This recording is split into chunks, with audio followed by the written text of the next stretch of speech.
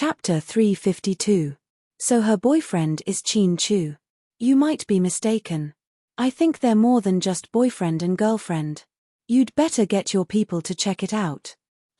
Okay, the trial is over. My little sister Mion is fine, so I'm relieved. Let's go to a party. Wanna go? No, Suyu refused immediately. Too bad, then I'll go by myself. After speaking, Hua Xiqian stretched, got into his Maserati, and drove away. What's wrong? You don't look right. Wei Liao went to the washroom. When he came out, Hua Min and the others had already left, so he didn't know what happened. Nothing, let's go. After seeing Chin Chu hold Hua Min's hand and kiss it again and again, Suyu felt uncomfortable. He didn't want to talk or move. Chin Chu, Hua Min, and the others drove 4 cars and showed up at a famous restaurant in the city, first-class Royal Palace. Chin Chu ordered a table of food in a luxurious private room on the top floor. It was said to be the most expensive and luxurious meal in the history of first-class Royal Palace. The price of the meal was as high as 188,000 yuan, not including the drinks. Chin Chu brought the wine himself. He brought 2 bottles of his precious red wine, which was very expensive and rare. Gao Ran saw the red wine and laughed wildly. You really put in a lot of money this time. We're all riding on your wife's coattails. I wanted to ask Uncle Dennis Wu to come with us, but he said he had to go back to the States. Hua Min was a bit disappointed. Dennis's time is precious. Don't worry about him, we'll just eat. You're so capable, kid. Tell us, how do you know Dennis Wu? Gao Ran was a criminal investigator, so he had heard of Dennis Wu's name a long time ago. Chin Chu poured a glass of wine and replied casually, we were friends when we were in the States. After Mion's incident, I called him and he came without hesitation. Do your parents know that you're so awesome? Gao Ran looked at Chin Chu with admiration. Chin Chu ignored him and looked at Hua Min. Do you want dessert first? No, let's drink first. Hua Min was in a good mood and insisted on not having dessert first. Our little drunkard loves wine, but we can't let her drink too much, or she'll lose her composure. Zhu Lingling smiled. I know that very well, Chin Chu replied mysteriously. Hua Min was so angry that he secretly pinched Chin Chu's thigh under the table. Whoa, are you trying to do something? We're in public, control yourself. We're here. Gao Ran smiled wickedly. You guys are so dirty, I don't want to talk to you. Hua Min purposely looked away. She didn't want to listen to Gao Ran's dirty jokes, because he always teased her and Chin Chu. Her relationship with Chin Chu was still very pure, okay? Zhu Guangming was sentenced to 7 years. How satisfying. Dennis Wu is so good, he made Zhu Guangming dumbfounded. Gao Ran raised his glass and exclaimed. Zhu Guangming's family is more powerful. Although he was sentenced to 7 years on the surface, he might be released soon if he used money to manipulate the situation. Will he take revenge on us then? Zhu Lingling heard from Deng Kai that the Zhu family was very vengeful, so she was still a little worried. Don't worry, they won't have the chance. Chin Chu always liked to eliminate the source of trouble. Yeah, that's not something we need to worry about, okay? Come on, let's toast to our goddess Hua's successful escape from danger. Let's hope that Goddess Hua has a godlike husband. She has a husband, how can you be honored? Zhu Lingling glared at Gao Ran. I'm happy for Hua Min, okay? Then I'm happy for Chin Chu, because he married the best wife in the world. Zhu Lingling didn't back down. You guys are really good friends, even the way you talk is the same. Hua Min chuckled. The 4 of them raised their glasses. The moment they drank, the door to the private room opened. Sorry, I'm late. The petite figure at the door smiled, as if she wasn't embarrassed at all. When everyone looked over, they were a little surprised. If they remembered correctly, this girl was the one Gao Ran brought over last time. He said he wanted to date her, right? But who could tell them, why was she here? Hua Min was confused. Who is she? Out of the 4 of them, Zhu Lingling was the only one who didn't know this girl, so she asked curiously. Chapter 353. She's Gao Ran's girlfriend, I think so. Huamin stuttered as he felt weird. Why are you here? Jiao Ran was surprised to see Lin Xuejiao. He remembered that he asked for leave today. He didn't tell her where he was, right? After Lin Xuejiao and Jiao Ran spent some time together, Jiao Ran decided to give up. If it wasn't for Huamin's accident, he would have explained everything to her. After all, he couldn't tolerate a girl with princess syndrome. In comparison, a tomboy is better, right? At least people should live a more realistic life, right? How can she live her life if she's coy and pretentious all the time? Isn't that just putting on an act? Ah, I was shopping over there and saw your car parked at the entrance. I thought you were having a date with another beauty behind my back. So you were here with your friends. Sorry, I misunderstood you. After speaking, Lin Xuejiao didn't wait for Jiao Ran to speak. She walked to Jiao Ran's side and sat down on a stool. Wait. Don't you have to work today? LV is having a sale in the afternoon, so I asked for leave from my boss. I came here with my friends to buy some bags. It's a good deal. It's only 9,000 yuan. It's cheap, right? After speaking, Lin Xuejiao took off the bag on her shoulder and showed it. When she saw her sitting next to Jiao Ran, Zhu Lingling didn't know why, but she felt uncomfortable. She couldn't describe the feeling, but she felt uncomfortable. Hey, I haven't seen this beauty before. You are. Lin Xuejiao looked at Zhu Lingling and asked. Zhu Lingling introduced herself. Hello, I'm Lin Xuejiao. I'm Jiao Ran's girlfriend. I know. You said it before. You don't have to repeat the same thing. After all, we're all young, and our memories aren't that bad, Zhu Lingling said seriously. Haha, I'm sorry, I forgot to mention it just now. Lin Xuejiao didn't say much and just smiled. Then, she held on to Jiao Ran's arm intimately. Zhu Lingling didn't say anything. She only talked to Huamin occasionally and completely ignored them. Ever since Lin Xuejiao came, they weren't as free as before, and couldn't talk about anything. Therefore, they ate in silence. President Qin, I heard that GK developed a high-end property in the new northern district near the Golden Coast.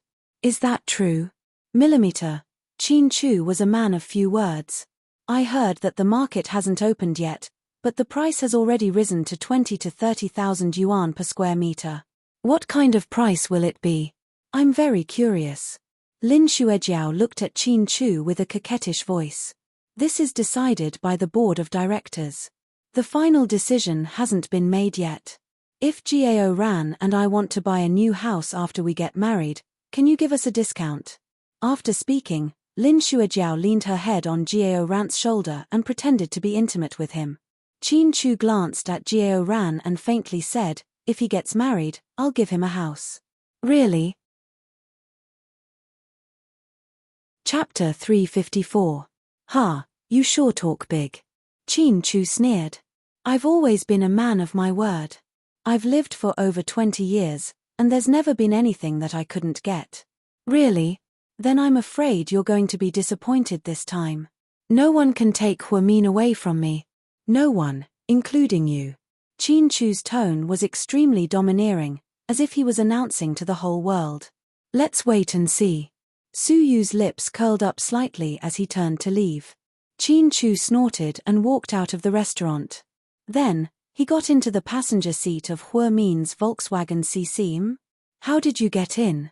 Where's your car? I called the company and asked them to drive it away. Why? Because I want to sit in your car. My driving skills are terrible, Huamin emphasized. Then I like it too. Okay, Mr. Qin, hold on tight. In the end, Huamin drove Qin Chu towards Imperial Park. On the way, Huamin asked depressingly, Jiao Ran's girlfriend seems to be very strict. She won't even let go of a gathering with us. The more she acts like this, the harder it is for them to be together.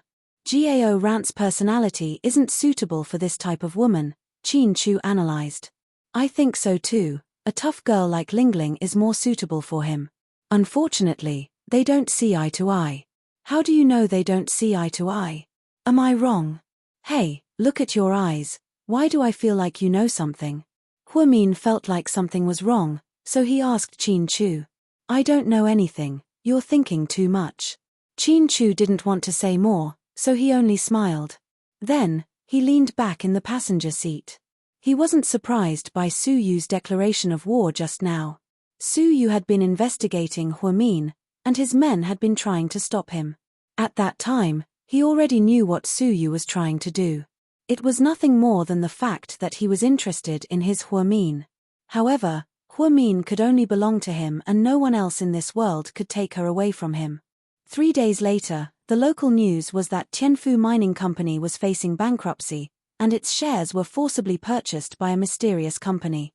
The Zhu family's debt instantly exceeded 100 million. They were unable to repay it and mortgaged the company. The young master of the Zhu family had been imprisoned for 7 years for many crimes. The Zhu family, which had once been nouveau riche, no longer had their arrogance. Within 3 days, he had become a rat that everyone wanted to beat up. Mrs. Zhu was sick in bed. The daughter of the Zhu family, Zhu Guanghui, went around begging people to borrow money, but she was unable to borrow a single cent. Her good friends from the past couldn't wait to avoid her. Even the rich young masters who had an ambiguous relationship with her had blacklisted her. For a moment, the Zhu family felt the hypocrisy of the world. Huiya, where are you going?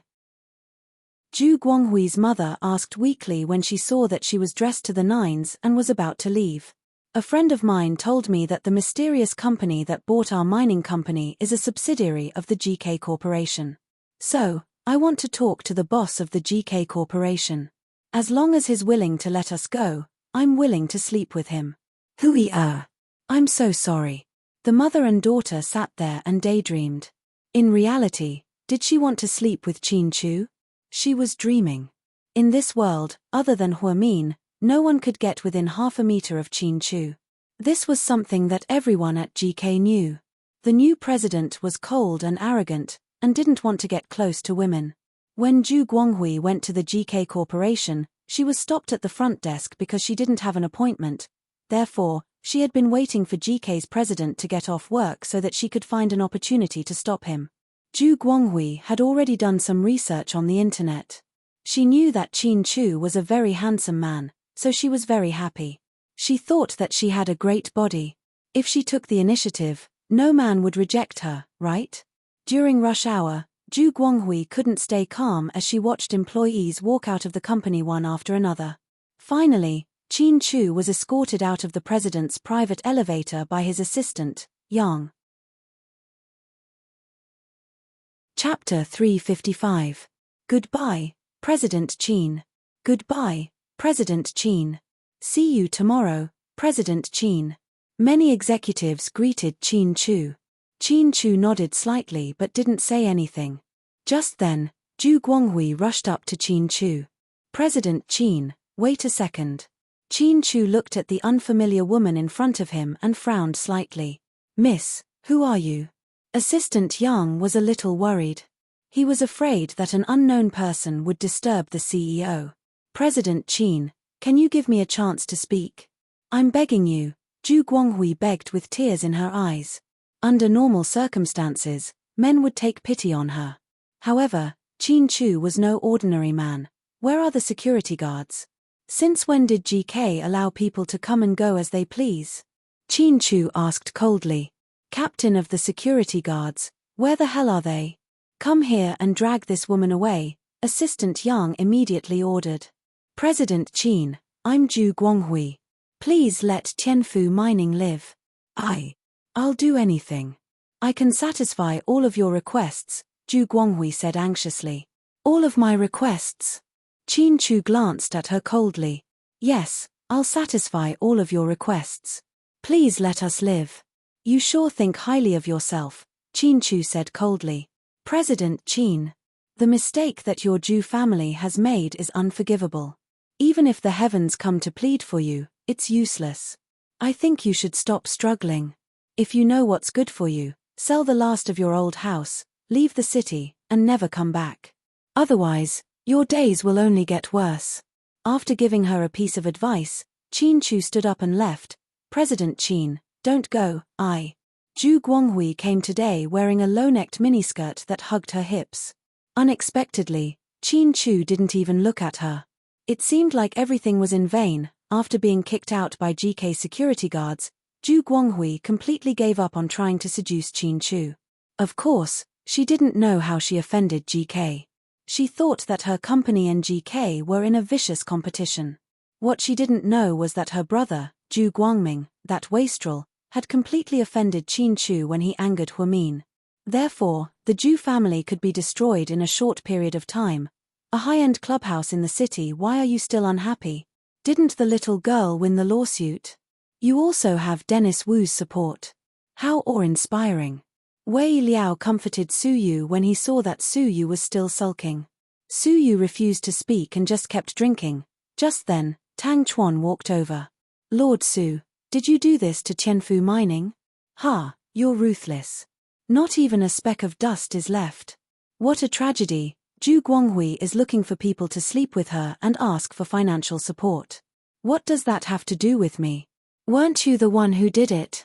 Tang Chuan and Wei Liao both knew that Zhu Guangming offended a girl who Su Yu was most interested in recently. It wasn't me. That's weird. Could it be someone else? Could it be Hua Xiqian? Wei Liao thought that Hua Xiqian and Huamin were siblings. Hua Xiqian was also present at the trial, so it could be him. Su Yu still didn't say anything. He was only thinking about how to win against Qin Chu.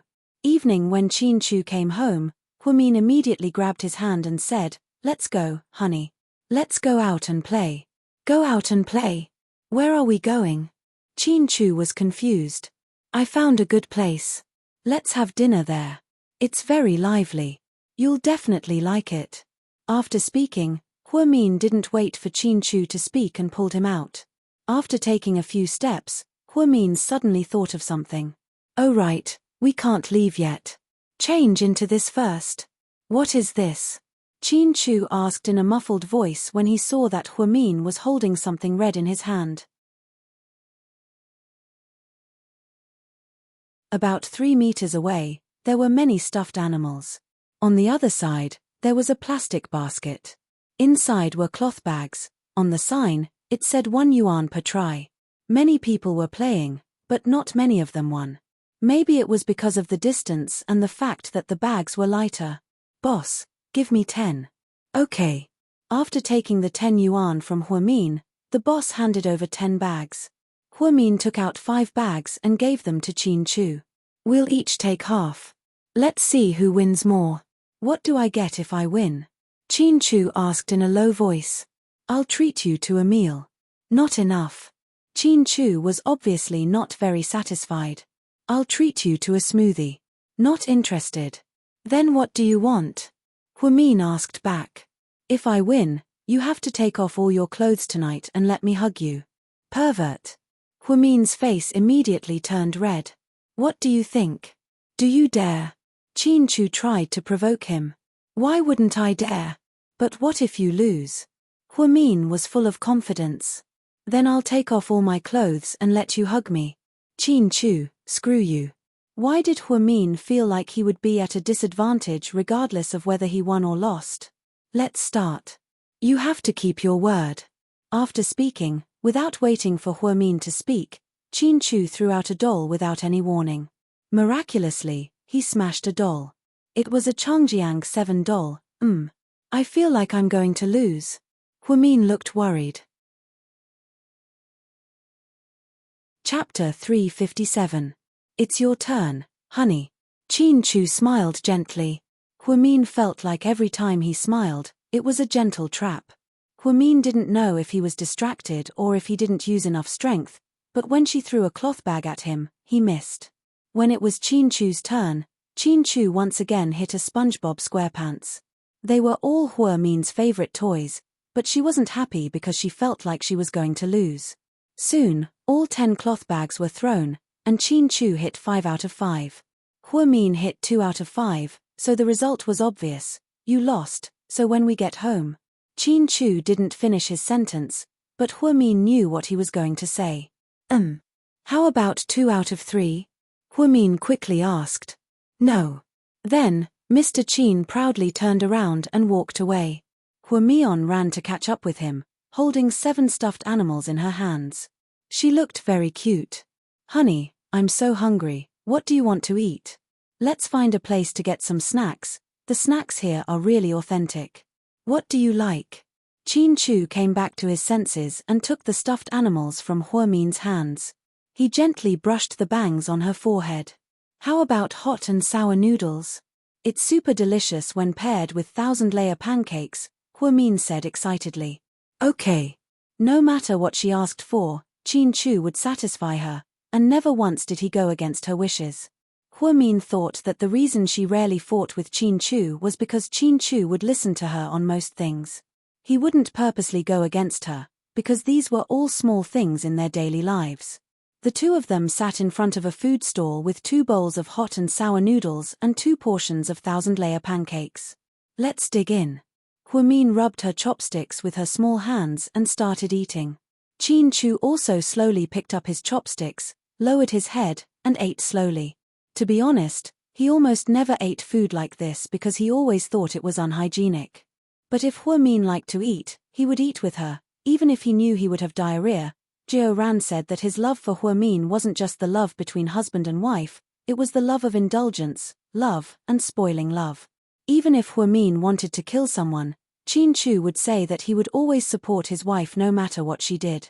This was blind loves blind love loves SSSSS, and loves is blindly. So I have to cherish her.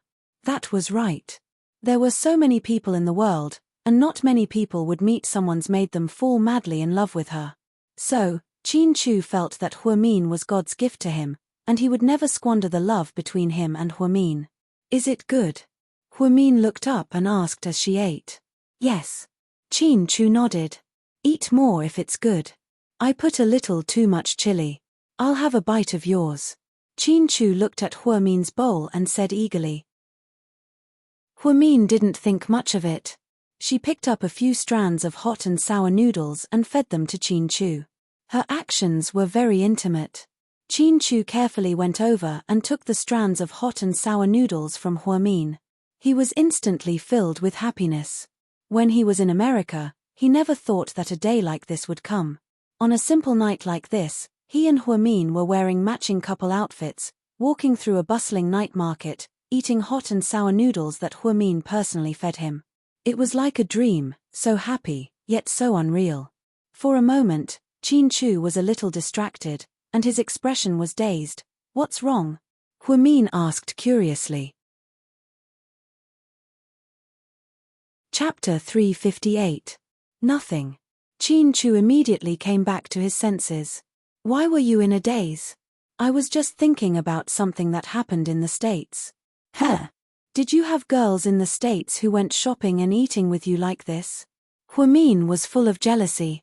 No, there were no girls in the States, Chin Chu answered firmly. I believe you. Seeing how serious Chin Chu was, Huomin decided not to tease him anymore. After they finished eating, they walked past the ice cream shop. Unable to resist Huomin's coaxing, Chin Chu gave her a vanilla ice cream. Huomin bought a chocolate ice cream. She took a few bites but still wasn't satisfied. Honey, let me take a bite of yours. No, you'll drool on it, Chin Chu refused without hesitation. Chimph, you don't like it? Then why didn't someone dislike it when they kissed? Pretentious, bitches are pretentious. Huomin pouted. Because when we kissed, I drooled in your mouth, of course I don't dislike it. Mr. Chin, is it really okay for you to bully your wife so blatantly? Huomin thought that she was already black-bellied, but Chin Chu was even more black-bellied than she was. What was that saying again? There's always a mountain taller than the other. There's always someone better than you. If you don't want to eat it, then forget it. I'll go buy another one. You'll be hungry, Huomin said and turned around to buy another one. She was immediately pulled back by Chin Chu. Here you go. See, I knew you'd give in. Haha, otherwise, I would have bought an ice cream machine and you'd be screwed. It's my wish for the rest of my life to spend all your money, Huomin joked. Letting you squander all my wealth is my wish for the rest of my life. Chin Chu smiled gently. Then, she picked up a tissue and wiped the ice cream off Huomin's mouth. Her movements were extremely gentle. If this scene were to be uploaded to the internet, It would be the best tool to torture single people.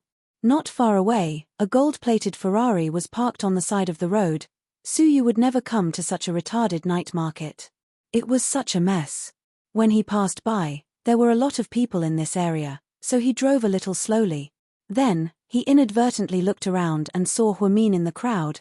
For some reason, Suyu felt that his eyesight was average. At best, it was 1-0, but he could always recognize Huamin from afar. This was really amazing. Initially, when he saw Huamin, he was delighted and even wanted to drive down to tease her. However, when he saw Qin Chu next to Huamin, he felt terrible. Huamin didn't know what to say.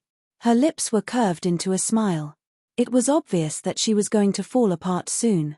Qin Chu helped Huamin wipe the ice cream off the corner of her mouth as he continued to feed her ice cream. If he didn't see it with his own eyes, he wouldn't have believed that Huamin, that sharp-tongued, super rational, and extremely calm weirdo, could have such a girly side to her.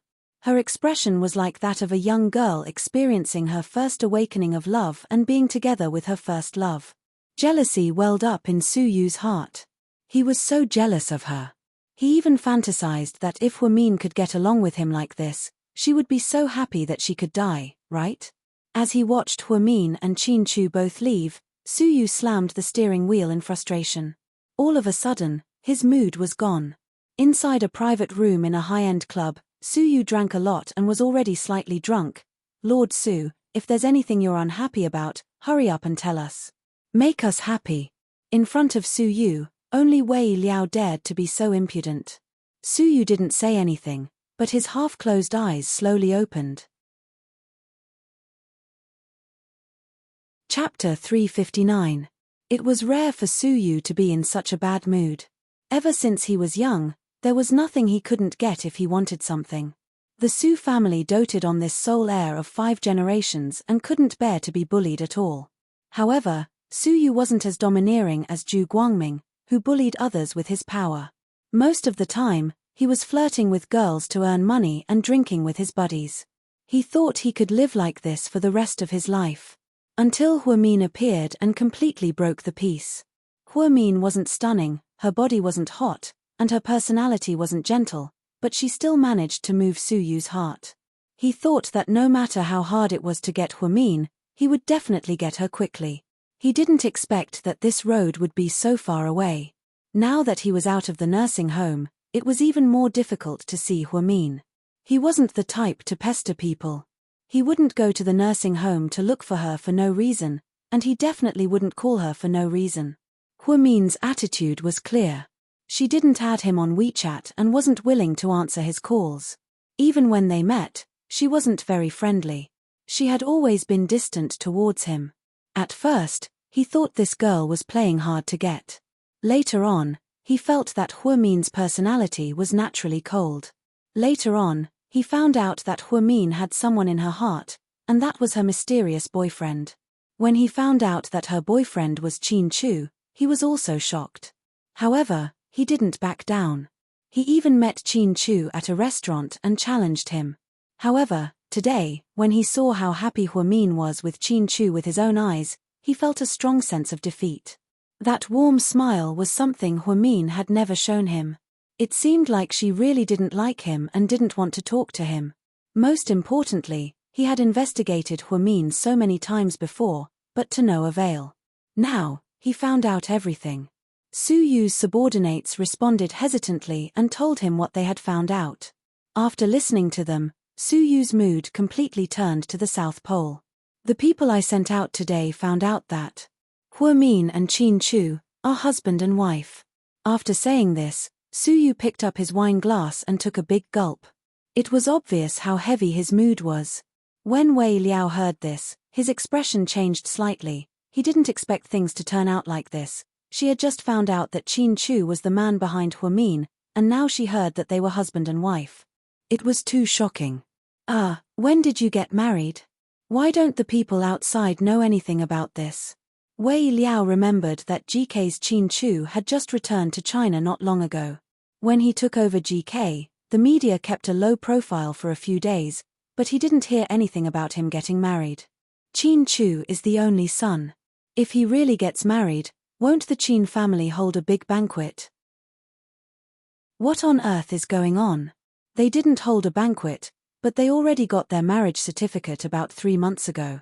Su Yu's eyes were bloodshot. If that's the case, I think you should give up. After all, they're already husband and wife. If you get involved, you'll be the third party.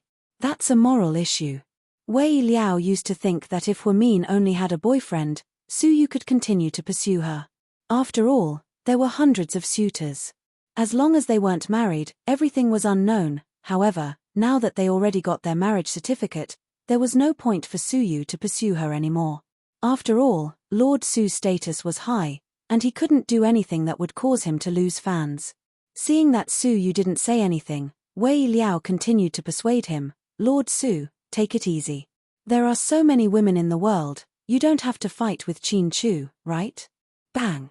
Su Yu slammed his wine glass onto the coffee table and said, "Word for word, I've never fallen for anyone in my life. This is the only time I'm not giving up." Chapter 360. At first, Wei Liao thought that Su Yu was just interested in something new. However, he didn't expect him to be so serious. He had been his buddy for so long and had so many women by his side, but he had never seen him be so serious about any of them. The only time he was serious was with a married woman. Wei Liao felt a headache coming on. That's not a good idea, right? Wei Liao thought that Su Yu was being immoral. What's not a good idea? It's not like you can't get a divorce after you're married. It's not like you can't get a divorce. Haven't you seen all the superstars in the entertainment industry? They've been married for more than 10 years, and their kids are already 15 years old. Last year, they still got a divorce and married a young, delicate woman born in the 90s. Society is changing, and so are the times. Slowly, the impossible will become possible. Lord Su, I support you. Who the hell is Qin Chu? If we don't accept it, then we'll fight him. If we can't, then we'll all help you. It's just GK, right? Let's see how long he can last. Tang Chuan was impatient and hot-headed, so he blindly supported Su Yu regardless of the consequences. Wei Liao felt that he had to worry about these two hot-tempered buddies. Imperial Park, Huamin and Qin Chu spent the entire night out. When they got home, it was too late, and the bus was already gone. In the end, they had no choice but to take a cab home. Inside the bedroom, Huamin came out of the bathroom with a towel wrapped around his waist. Qin Chu put down the book in his hand and asked arrogantly, "Didn't you say you'd take off all your clothes?" I just looked at the weather forecast. It's a bit cold tonight." I don't want to catch a cold, so I'll wear a towel." "It's okay, I'll keep you warm." "I don't think so, So, is this how you behave? Going back on your words?" Qin Chu stared at Huamin and asked unhappily. Huamin was speechless. Why did her husband have such a good memory and was so unforgiving? All right, don't look at me like that. Those who don't know might think that I've done something wrong to you. Let's take it all off then. Who's afraid of who? When the time comes, there won't be anyone who can't hold on. Let's see who will suffer." Huamin was in high spirits. He took off his towel and crawled into bed before Qin Chu could see him clearly. That speed was extremely fast. "Your reaction is really fast." "I didn't even see it clearly," Qin Chu said, amused. "What are you looking at? Turn off the lights and go to sleep. The night is long. Wife, will you be able to sleep?" Qin Chu propped his head up and looked at Huamin. "Qin Chu, what are you trying to do? What do you think?" Qin Chu asked. "You didn't even think about it." "Mph, I just want to torture you. You can touch and see, but you can't sleep." Qin Chu was speechless. Fine, if he wasn't allowed to sleep, he would endure it. However, he could still touch and enjoy himself. Qin Chu suddenly crawled into bed and started groping Huamin.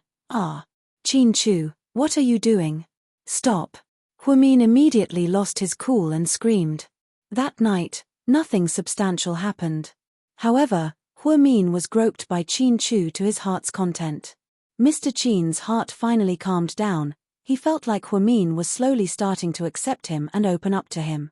Therefore, It was only a matter of time before he took them both down. The next morning, when Huamin arrived at the recuperation center, Wang Tingting suddenly walked up to him. She was wearing her own clothes instead of her work uniform. "It's almost time. Why don't you change into your work uniform?" Huamin reminded her. "Huamin, this is my resignation letter." "Here. You're resigning?" Huamin asked as he took the white letter. Chapter 361. Yeah, I quit. Hurry up and approve it. You won't have to worry about me anymore if you don't want to see me anymore. I would never use my position for personal revenge. Are you sure you don't want to work here anymore? I'm sure, Wang Tingting said firmly. Her tone was firm. Huamin remembered that someone once told him that Tingting was a very materialistic girl.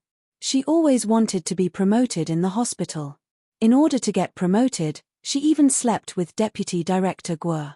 However, in the end, she only became an official employee. After Song Lin was promoted and Huamin became the head nurse, she was very unhappy and always went against Huamin. After Huamin taught her a few lessons, she became much more obedient. Huamin was quite surprised that she suddenly resigned, but he didn't say anything. "Since you've made up your mind, I'll approve it," Huamin said as he took out a ballpoint pen from the pocket of his white lab coat and signed his name. Wang Tingting took the resignation letter without hesitation. "Okay, I'm going to the HR department to get my salary." After Wang Tingting left, a nurse walked over and whispered, "Head nurse, do you know why Wang Tingting resigned?" "I don't know. She's a tycoon." "Huh?" Huamin didn't know what to say. "You might not know, but recently, when she was taking care of patient number 5, she hooked up with the patient. She often went to room 5 during the night shift and came out with her clothes disheveled. Everyone knows what's going on. Isn't the patient in room 5 a 50-year-old uncle?" Huamin remembered that the uncle in room 5 was a Thai Chinese. He looked like a typical Southeast Asian. He was tanned and skinny, and he spoke broken Mandarin. Apparently, he had manners in Thailand and Malaysia and did import and export business. "Yeah, but it's good to have money. It doesn't matter how old you are." A nurse who's close to Wang Tingting said that the Thai guy bought her a house in a local neighborhood and changed her car to an Audi TT sports car. It looks like he's going to keep her in his house. What if the man doesn't want her in the future? Didn't she think of a way out? Huamin sighed. These girls really don't care about anything else for a moment of enjoyment. He didn't even think of a way out for himself. Logically speaking, Wang Tingting's salary wasn't low. Including bonuses and full attendance, she should be earning about 6,000 to 7,000 yuan a month. Moreover, there was still the housing fund and pension insurance. If he gave up on all these, it would be a pity if he couldn't make it in the future. Why would she think so much? She's enjoying herself day by day. Even if we break up in the future, she still has a car and a house, right? Alright, maybe different people think differently. Huamin didn't say anything in the end. As for Wang Tingting, she wouldn't persuade her. Everyone had the right to make their own choices. In the afternoon, while Huamin was writing some documents in his office, Zhu Lingling sent him a WeChat message. "What happened that day? What time did you guys eat until? If you leave, we'll be gone. Who would still be in the mood to eat?" Huamin replied. "Is that girl really Gao Rant's girlfriend? She doesn't look that good." "I think she looks pretty good. She's petite," Huamin said deliberately. "TSK, really? I don't think so. You always have a bad eye for people. It's not worth learning from." Why do I smell something sour? Is someone jealous? Jealous? Me? How is that possible? Someone like Gao Ran, I wouldn't want him even if he gave me a chance." Zhu Lingling was stubborn. "So you're not sending me a WeChat message to get information out of me?" "Huamin, can't we just have fun?" Zhu Lingling said helplessly after being exposed. "To be honest, I also think that girl isn't suitable for Gao Ran. But what we say doesn't count. It's up to Gao Ran himself." Huamin analyzed calmly. "That guy Deng Kai came back to ask for peace. He's so shameless." "You agreed?" Huamin was a little worried. Chapter 362. How is that possible? If I fool around with him again, you'll cut ties with me. It's good that you know. I understand that he came to me to make peace because the Jew family was defeated. He also knows that we have powerful connections. The news of Dennis Wu's appearance has spread throughout the upper-class circle. Even my scumbag ex came to ask me if I knew Dennis Wu. Look at this, what kind of world is this? That's normal. Most people only measure success by two standards. Which two? Zhu Lingling was confused. The grades you get when you're young and the amount of money you earn when you grow up. That's true. Although it's realistic, it's true. Zhu Lingling agreed. So, you don't have to be so serious. But, I have a piece of advice for you. What is it? In the future, when you find a boyfriend, don't measure his financial status. Look at his character first, okay? Okay. Zhu Lingling obviously felt that Huamin's words made sense. In this day and age, character is the most important thing, and money is the second. If you're a good person, you can slowly earn more in the future. If you're a bad person, you're born with it. A leopard can't change its spots. I've never believed that people with bad natures can change for the better. This is an eternal truth. Okay. Miss Hua, you're always right, okay? Hey, stop. I'm not Miss Hua. Miss Hua is Hua Yangyang, not me. Speaking of Hua Yangyang, I remember. Last time I went out with Deng Kai, wasn't she there too? She seems to have taken a liking to Su Yu. She kept trying to suck up to him, but Su Yu didn't seem to care about her. She's taken a liking to Su Yu? Then she must be blind. Huamin chuckled. How could those women tolerate Su Yu's temper? Just because Su Yu had a devilish face, they could overlook his fiery temper, annoying mouth, and arrogant personality. Su Yu is pretty good. I think he's pretty good. Although he's a bit of a playboy, he has the capital. If we were born into that family, we might have a harem of 3,000 women. Plus, I heard that Su Yu is super generous to women. Everyone has their own way of judging things. Huamin smiled and stopped arguing with Zhu Lingling about Su Yu. Let's have a meal together when I'm off this week. We can go shopping together. I haven't gone shopping in a long time. I'm in a bad mood. Sure. Remember not to call your Chin Chu. When he comes, call Gao Ran. Okay, I know, sis. Hua anyways. Imperial Star Headquarters - President Su, we just received news from the set that Miss Zhao Qingya got injured in an accident while she was hanging on a wire. Oh, is it serious? Su Yu seemed calm. It's nothing serious, but she's in shock. She's at the first hospital right now. Tell Lisa to go take a look at her. Also, tell the finance department to transfer some money to her personal account. President Su, you're not going to go take a look? The male assistant was surprised. Hadn't Zhao Qingya always been President Su's favorite? Why was President Su acting so indifferent? If I go take a look at her, are you going to hold a board meeting for me? Su Yu looked up and glared at his assistant. The assistant didn't dare to say anything else and immediately did as Su Yu instructed. First Hospital Lisa walked into the room with lilies in her hands. I heard you were injured, so President Su asked me to come take a look at you. Where is President Su? Zhao Qingya stood up and asked nervously. Chapter 363. President Su didn't come. He's very busy and has a lot of high-level meetings. He asked me to come and see you on his behalf. Then, Lisa placed the flowers in a vase. Truth be told, when Zhao Qingya first entered the industry, Lisa liked her. She thought that she was pretty and hardworking, so she didn't want to train her. However, later on, Zhao Qingya became arrogant because she was spoiled. She bullied newbies and teamed up with her manager to create hype with Su Yu. Lisa couldn't stand it. However, because she was favored at that time, Su Yu tacitly agreed to her hype. Now that President Su lost interest and Mion took over, Zhao Qingya began to use all sorts of methods to frame Mion. Lisa was speechless at the combination of a green tea bitch, a white lotus, and a scheming bitch. She really couldn't like her anymore. Zhao Qingya no longer had the innocence of a young girl when she first entered the industry. All that was left was her outer appearance. Zhao Qingya was slightly disappointed when she heard that Su Yu didn't come. Actually, the pressure wasn't a problem, she just fell on purpose when she landed. Her goal was to let Su Yu hear that she was injured and come to see her. Unfortunately, her hopes were dashed. President Su said that you should rest well. Oh right, the finance department just transferred money to your personal account. Did you receive it? It was President Su's idea to let you rest for a few days. Treat it as a vacation and don't feel burdened. Upon hearing Lisa's words, Zhao Qingya immediately took out her phone and checked her bank account. Sure enough, a 7-figure sum of money was transferred to her account a few minutes ago. Su Yu had always been generous, so she wasn't surprised. People were greedy. When Zhao Qingya first got together with Su Yu, she only wanted fame and money.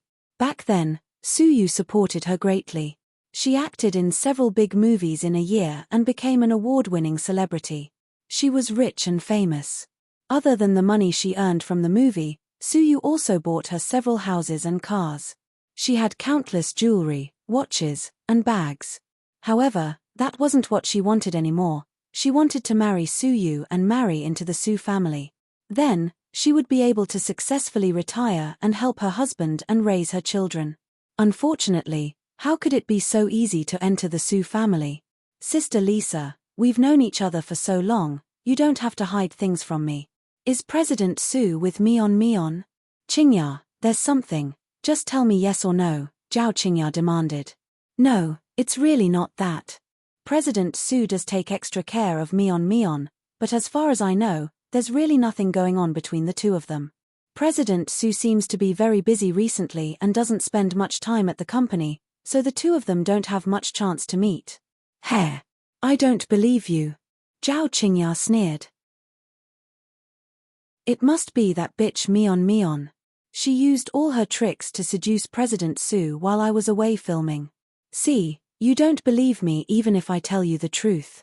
Little YA, listen to me. Don't be so serious. Otherwise, life will be tiring. After comforting Zhao Qingya, Lisa left the ward. There were still a lot of fans outside the first hospital, waiting for Zhao Qingya to be discharged. In the afternoon, at the press conference for Imperial Star's new movie, Shooting Star and Butterfly Sword, the media asked Mion about her relationship with President Su Yu. Mion smiled but didn't say anything. Her attitude was even more confusing. In the ward, Zhao Qingya was watching the live broadcast on TV. She was so angry that she threw an ashtray at the LCD TV, shattering it. Little YA, calm down. Why do you have to do this? I just can't accept it. That woman's face is nothing special. Why does she deserve to be in his position? Zhao Qingya's face was livid as she crushed the cigarette in her hand. Little YA, you've been in the industry for so long, but you still can't accept it. Who is President Su? Even if Mion wasn't there, there could be other newbies. Didn't you start out as a newbie when you first entered the industry? Back then, President Su was dating Annie Liang. Didn't you steal her away? I still can't accept it. Anyways, I just can't stand this Mion. I'm going to deal with her. Beside a private pool, Su Yu had just finished a lap when he walked out of the pool, drenched in water. He picked up a towel and wiped himself. You've been close to that newbie in your company lately? Did your taste change again? Wei Liao asked as he pointed at the news on his phone. Chapter 364. Before Su Yu could say anything, Tang Chuan cut in. You can't even tell, how can you do it? It's obvious that Mion is cannon fodder. She's the cannon fodder that President Su brought out onto the stage to be attacked by others. He's doing this to protect the person who really wants to protect you. You've suddenly become a big shot, Lord Su, Wei Liao laughed. Do you think I won't tell the funeral parlor to remove 2 bodies from my swimming pool? Su Yu threatened coldly. Wei Liao and Tang Chuan immediately shut up. Inside a high-end bar as usual, a group of people were drinking when Mion walked in, wearing a pink miniskirt and a red top hat. She sat down beside Su Yu and poured a glass of wine for Su Yu, looking very obedient. Su Yu was expressionless. He occasionally fiddled with his phone, absent-minded. President Su, what is it? Su Yu didn't even look up. Sister Qingya seems to have some misunderstandings about me. She's been working with the other artists in the company to ostracize me. I feel very wronged. President Su, please help me. If you feel wronged, then don't do it anymore. Just leave the company. You're not suitable to be an artist with such a fragile heart. President Su still didn't look at her. Instead, he scrolled through Huamin's Weibo. There was a time when Weibo was very popular. Huamin also registered an account, but he didn't use it often. He would only update or forward it when he thought of it. His name was also a little cute. He was called Penguins of Madagascar. However, even though he disguised himself like this, Su Yu still found out. His people weren't useless. If he couldn't add them on WeChat, he could at least add them on Weibo. After all, Su Yu was a VIP on Weibo with more than 30 million fans. Plus, he didn't have zombie fans. He had more fans than many celebrities. His verified name was also Su Yu. His verified identity was the CEO of Imperial Star Entertainment and a board member of the Su Bank. However, Su Yu was a lazy person. He rarely went on Weibo and didn't let his team manage it. He felt like that would lose the real meaning of having a Weibo. The last time he posted on Weibo was last month. It was about the new movie that Su Yu and the God of Gamblers from Hong Kong. Su Yu automatically reposted it. There were 80,000 comments on it in one day. Most of the people in the front row were female fans.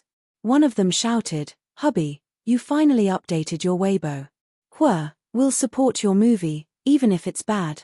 Hubby, remember to post more selfies. Give us some benefits. Huas hubby s hubby. Hua s, in hui's hua you, and hua go, hua hun. Hua su bbb in you to you, to s, to Su TV. Even if he changed his date, he would still be in the entertainment headlines for a week. After opening Huamin's Weibo, Su Yu didn't immediately follow it. He was afraid that some nosy netizens would notice something. Instead, he found her Weibo and scrolled through her posts one by one. Whenever he saw something interesting, he would laugh. When he saw something childish, he would laugh. Anyways, Su Yu was having a lot of fun playing with his phone. He wasn't in the mood to listen to Mion complain about her fight with Zhao Qingya. President Su, did I do something wrong? Mion looked pitiful and wanted to cry. Su Yu put away his phone and glanced at her. Why do you ask? People are saying that there's something between us, but in reality, there's nothing between us. I'm under a lot of pressure because of the curses and suspicions from those people. So, I'm wondering if I did something wrong to offend you, President Su. Mion wasn't stupid, and her analysis was quite reliable. What do you think you did to offend me? Su Yu looked at her, amused.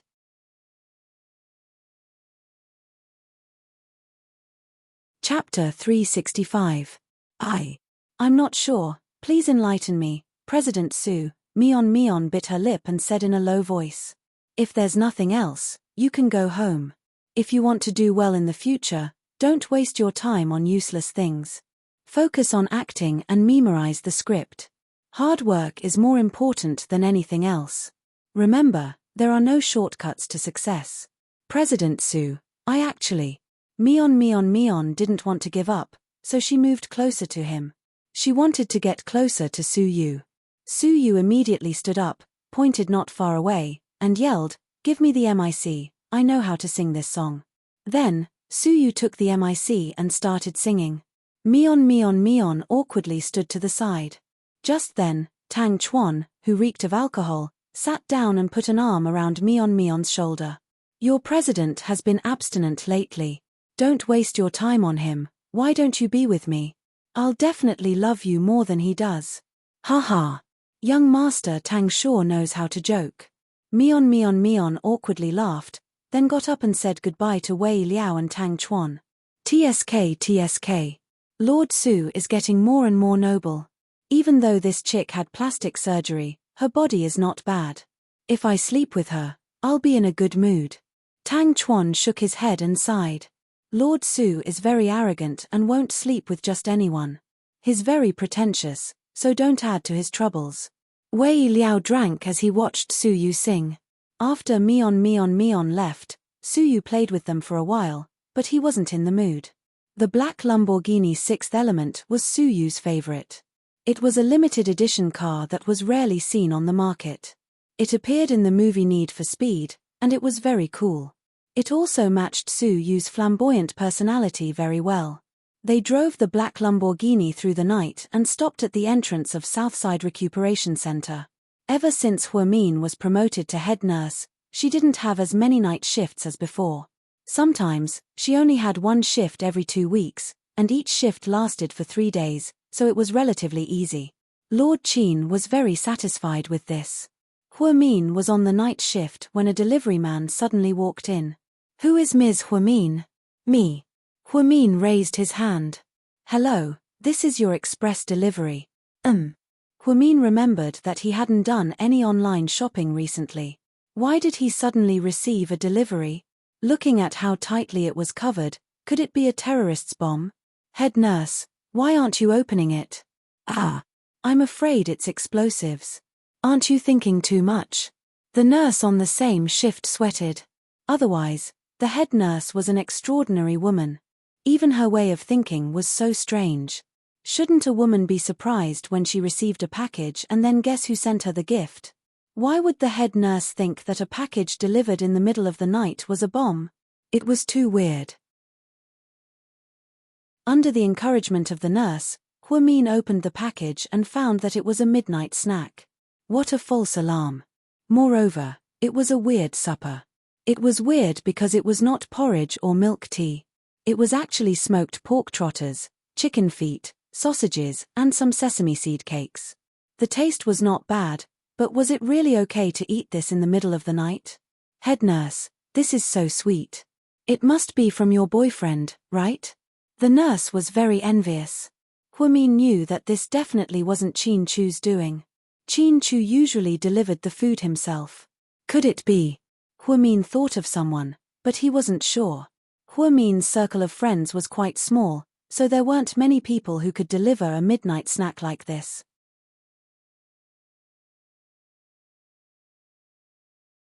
Chapter 366.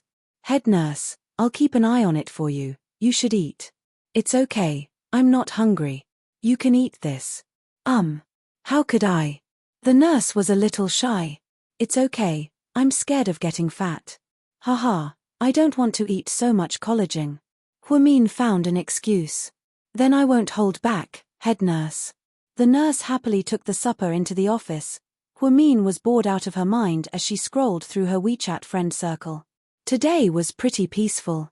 Then, she logged into Weibo, which she hadn't been on for a long time, and suddenly saw a private message from someone she didn't follow. "Are the pork trotters tasty?" The message was sent 3 minutes ago, and the sender was a big shot with a V. It was the president of Imperial Star, Su Yu. "Is it really you?" Huamin asked. "What? Are you surprised?" "Surprise my ass, are you trying to kill me? Sending me pork trotters in the middle of the night? You're up to no good. I heard that pork trotters and chicken feet can increase the size of your breasts. Your figure, it's good for you to eat more. Su Yu, come here, I promise I won't beat you to death." Huamin's face darkened. She thought her figure was okay? Why would her breasts be so big? They weren't cows. After a while, Su Yu didn't reply. Huamin thought he was scared. Just as she was about to close Weibo, he sent her another private message. "I miss you." Huamin didn't know how to reply to such a serious message, so she just closed Weibo. Whether or not Su Yu's feelings for her were real or fake, she didn't want to confirm them. She already had Qin Chu, so she didn't want anyone else. Outside Southside Recuperation Center, Su Yu leaned against the driver's seat in his black Lamborghini, silent. After waiting for a long time, he didn't receive a reply from Huamin. He was a little disappointed, but it was understandable. After sitting in the car for a while, Su Yu finally drove away. The Su family's old residence was located in the Gold Coast area, facing the sea, where spring was warm and flowers bloomed. That place was famous for being a wealthy area, and because many military leaders lived there, it was heavily guarded. It was not a place where commoners could enter and leave as they pleased. Su Yu's father and the elders of his family were in charge of a private bank, so they were often out of town on business trips. On the other hand, Su Yu's grandfather was the head of the military region, so he flew all over the world. Under normal circumstances, Lady Su was the only one left in the Su family. It was said that Lady Su was born a commoner and was deeply loved by Su Yu's father. The Su family also respected her very much. Seeing her son come back in the middle of the night, Lady Su was planning to sleep, but she immediately put on her coat and asked the kitchen to prepare a bowl of ginseng soup. "Mom, I don't like to drink these things. They taste like Chinese medicine." "These are good for your health," Lady Su advised earnestly. Under Lady Su's gaze, Su Yu had no choice but to drink the soup made by his mother. "Son, why did you come back so late? Why didn't you call ahead of time to arrange something for you to eat?" "Oh, it's nothing. I just ate, so I'm not hungry. I just suddenly missed you, so I came back to see you." "You?" Lady Su's face was full of love. "Mom, you've been there before. I actually have something I want to ask you." "What is it? Let me hear it." Lady Su was wearing milky white home clothes. She looked very sweet. Although she was almost 50 years old, she still looked very young and elegant. "Tell me, if I fall in love with someone I shouldn't, will you support me?"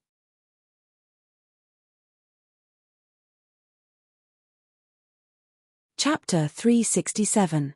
I support you. I definitely support you. Even if you like men, as long as you leave me a grandchild, I don't care who you like.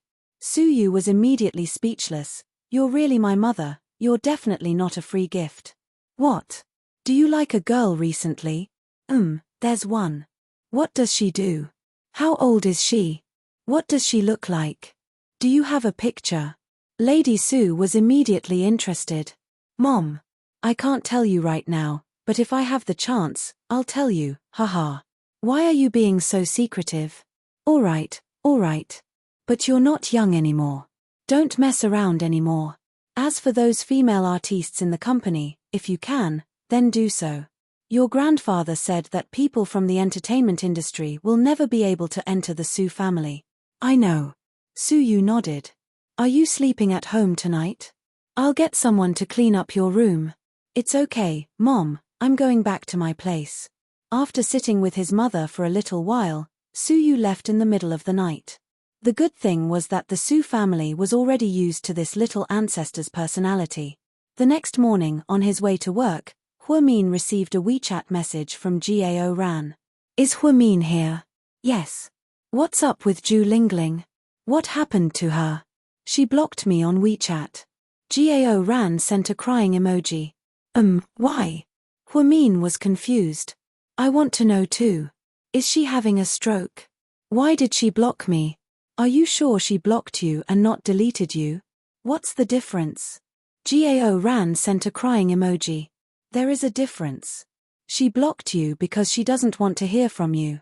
You must have done something to make her mad. She deleted you because she doesn't want to talk to you anymore. Goddess Hua, your analysis is spot on.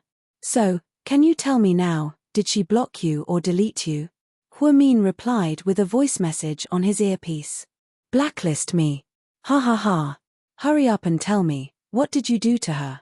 Huamin laughed happily. This was the first time he saw Gao Ran in such a sorry state. "Would you believe me if I said I didn't?" "Absolutely not. I swear to God, Huamin, I really didn't. We were fine before. When we went to the court, we went together. Have you forgotten? Things changed after your girlfriend came," Huamin said.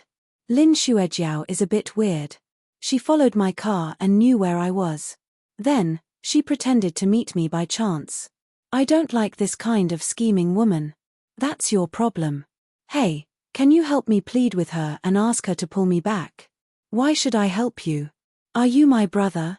"I'm Qin Chu's brother." "Yeah, then you can ask Qin Chu to help you. Do you have to be so heartless?" Huamin chuckled and didn't reply to him. After a busy morning at the hospital, she called Lingling. She wanted to ask her what happened between her and Gao Ran. However, she found that the girl's phone was turned off. She was probably on a plane. GK headquarters. Chin Chu had just driven out of work when he received a call from Gao Ran, asking him to go for a drink. He booked a place and went straight to the pub. When Chin Chu walked in, Gao Ran had already finished a bottle of beer. What's going on? It's a long story. Here's what happened. If it's a long story, then let's not talk about it. Damn it. You and Huamin are really husband and wife. You're both the same. I wanted to complain to her, but she just attacked me. Gao Ran stomped his feet in anger. So, not only did you harass me, but you also harass my wife. Chin Chu looked up and asked faintly.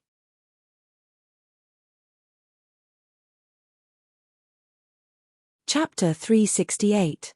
Cough, cough, cough. Don't scare me. How would I dare harass your wife? Do you think I'm tired of living? Gao Ran was so scared by Chin Chu's overprotective behavior that he almost choked on his food. He would never admit to harassing Huamin. Chin Chu didn't say anything and continued drinking. He knew that Gao Ran couldn't hide things. If anything happened, there was no need to ask. He was sure that he would spit it all out. Sure enough, seeing that Chin Chu didn't take the initiative to ask, he couldn't help but say, I broke up with Lin Xuejiao. Oh. Chin Chu's reaction was very indifferent, as if he had expected it. That woman is really not suitable for me. Do you still think Zhu Lingling is more suitable? Chin Chu suddenly interrupted. Phut. You must be joking. What does this have to do with Zhu Lingling? I decided to break up with Lin Xuejiao after a day and a night of careful consideration. I always felt that living with her was too tiring. Then did you invite me to drink to celebrate your breakup? Chin Chu, how can you be so mean? A full man doesn't know the suffering of a hungry man. You're married and have a wife, so you want to torture us single dogs, right? Do we need to celebrate a breakup? Shouldn't we be comforting each other? There's no need at all. You don't look sad at all. That's true. I don't have any feelings for Lin Xuejiao. Everyone just pulled strings and thought that we were a good match. So the reason why you were drinking today must have something to do with Zhu Lingling, right? That damn woman actually blocked me. Just thinking about it makes me angry. I sent her a message, but it was rejected. I'm drunk. Isn't it normal for her to block you? You're not her boyfriend. Maybe she has a boyfriend and her boyfriend is jealous. Really? Gao Ran panicked when he heard Chin Chu say this. Why not? Stewardesses are very popular. No one would want Zhu Lingling, that fierce woman, right? That's not necessarily true. Chin Chu slowly took a sip of the wine. Gao Ran was even more depressed after hearing this. Why don't you call your wife and ask her to come over for a meal after work? Gao Ran thought that if Huamin was here, he wouldn't have to worry about Zhu Lingling. After all, Huamin was Zhu Lingling's good friend. My wife is working the night shift these few days. So unlucky. Gao Ran was slightly disappointed. Chin Chu seemed to have already seen through Gao Ran's thoughts, but since he didn't want to admit it, Chin Chu didn't expose him. During dinner, Gao Ran went to the bathroom while Chin Chu sent a WeChat message to Huamin. What are you doing? I'm eating. The food in the cafeteria is horrible. I'm sorry for the 50 yuan a day. I'll have someone bring you lunch in the future. GK's chefs are very professional. No, I'm not that delicate. If everyone can eat, then so can I. If it's not good, then don't eat so much and cook for yourself after work. Good girl. Chin Chu sent a head emoji. What about you? Are you off work? I won't be home tonight. Remember to cook for yourself. I'm with Gao Ran. Yeah. You guys are together. Did he complain to you about how Lingling blocked him? Huamin laughed. Yeah. Haha, Lingling's a weirdo. Why did you block him? Even Gao Ran can't stay calm, can he? Yeah, he's panicking. Then you stay calm, haha. I'll ask Lingling what's going on. Gao Ran broke up with his girlfriend. So soon. Huamin was slightly surprised. Although he knew that they wouldn't be together, he didn't expect it to be so soon. After chatting with Qin Chu for a while, Zhu Lingling's phone call came in. Girl, I just got off the plane. I saw that you called me. What's up? Zhu Lingling asked with her phone in hand, looking like a big sister.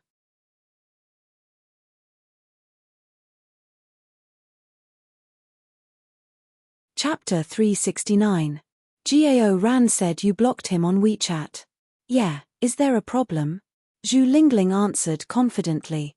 No problem. The problem is that Gao Ran can't reach you, so he came to ask me what's going on. Why did the two of you quarrel like this? Nothing, I just don't like him. If you don't like him, you should have blocked him earlier. Why did you block him right after his girlfriend barged in? Sis, do you have feelings for the police? Bullshit, I don't have feelings for him. Zhu Lingling immediately denied. Fine, you can continue to be stubborn. Anyways, it's between us. It's not something that can be explained in a few words. Do you have a day off tomorrow? I do.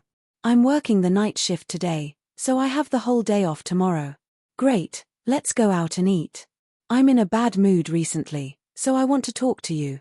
No problem, but you can't be too early.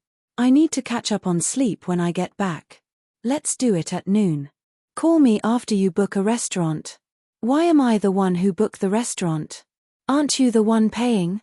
Zhu Lingling asked on purpose. Yeah, I'm the one paying, but you can choose the restaurant. You're really rich. You're so rich, I want to ride your coattails. Zhu Lingling giggled. No, Gao Ran's coattails are thicker, you can ride his coattails. I heard that he broke up with his girlfriend, so he's free now. Broke up? How's that possible? Zhu Lingling obviously didn't believe her. I heard it from Qin Chu. Mr. Qin's words never lie. I guarantee his integrity. But why did they break up? Zhu Lingling was curious. You can ask Gao Ran that yourself, haha. I don't want to talk to him. It's settled, I'll talk to you tomorrow. With that, Zhu Lingling hung up. After dinner, there was still half an hour before work. Huamin went back to his office and tidied up his desk. Then, he planned to do a ward round to check on the situation of each ward. At this moment, his phone rang. It was a video call invitation. Hello, Mr. Qin. After the call connected, Huamin smiled. This Huamin was still wearing a white coat and a pair of black-rimmed glasses. There was no makeup on his face, and he looked delicate and pretty. On the other end, Qin Chu was still in his office. He was wearing a navy blue morning shirt and his face was stunning. Are you busy? No, I just had dinner. I'm going to do a ward round. What did you eat for dinner? Let me think. I think it's braised pork ribs, kelp potato chips, and tomato egg drop soup. It must not taste good, right? Yeah, the taste has always been the same. It hasn't improved at all. What about you? Have you eaten? I'm not off work yet. I noticed that when I'm on the night shift, you're always working overtime, Huamin asked with a smile. Otherwise, why would I go back so early? You're not home. I'll try to go back early tomorrow morning and make you a delicious breakfast. No, you're already tired from work. I'll make breakfast. What do you want to eat? Fried eggs and sandwiches. Is that okay? I just saw a kid eating in the hallway. I'm craving it. You're so useless. Qin Chu smiled dotingly. You know that I don't have any principles when it comes to food. Okay, fried eggs and sandwiches it is. See you tomorrow morning. Okay, bye. After hanging up, Huamin went to check on the patients. To his surprise, he saw Wang Tingting, who had just resigned, in room 5. This time, she was there as a family member. She was wearing a low-necked, big-breasted dress and had on flirtatious makeup. She leaned against the Thai patient in room 5 intimately. Hi, my dear head nurse. Wang Tingting smiled proudly when she saw Huamin walk in.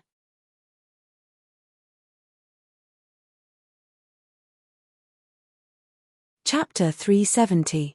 Huamin nodded in response to Wang Tingting. How are you feeling today? Do you feel uncomfortable anywhere? Huamin asked the Thai guy as a matter of routine. I'm okay, but sometimes my chest feels stuffy.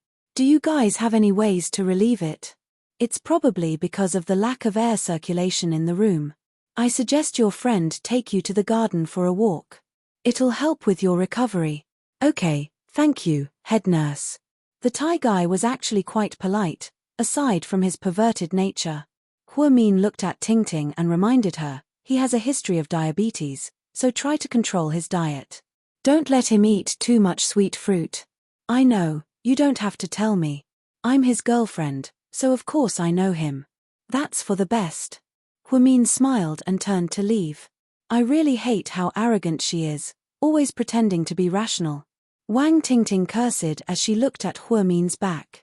Babe, are you talking about the head nurse? I think she's a good person, very professional. What do you know? She's a horrible person, and we all hate her, Wang Tingting said angrily. Speaking of Southside Recuperation Center, not many people liked Hua Min, and there was only one reason. Hua Min once proposed to reorganize Southside during a meeting. He proposed to change the sexy uniforms to white coats. He also added an assessment system for the nurses and doctors to improve their professional skills. However, this made the people with ulterior motives very sad, so they all secretly hated Hua Min. However, Hua Min wasn't worried. She just thought that doctors should act like hospitals. Fortunately, Director Wu was wise enough to approve her suggestion and reorganize Southside, although the bad atmosphere was still there. Although there were still some bad habits, overall, the hospital was much better, and its reputation improved. Hua Min worked the whole night. When she got home, it was already 7:30 a.m. Chin Chu had already gotten up and made breakfast. You're back. Wash your hands first. I'm going to fry the eggs. Chin Chu didn't fry the eggs because he didn't know how long Hua Min would take to get home. He was afraid that the eggs would be cold and affect the taste.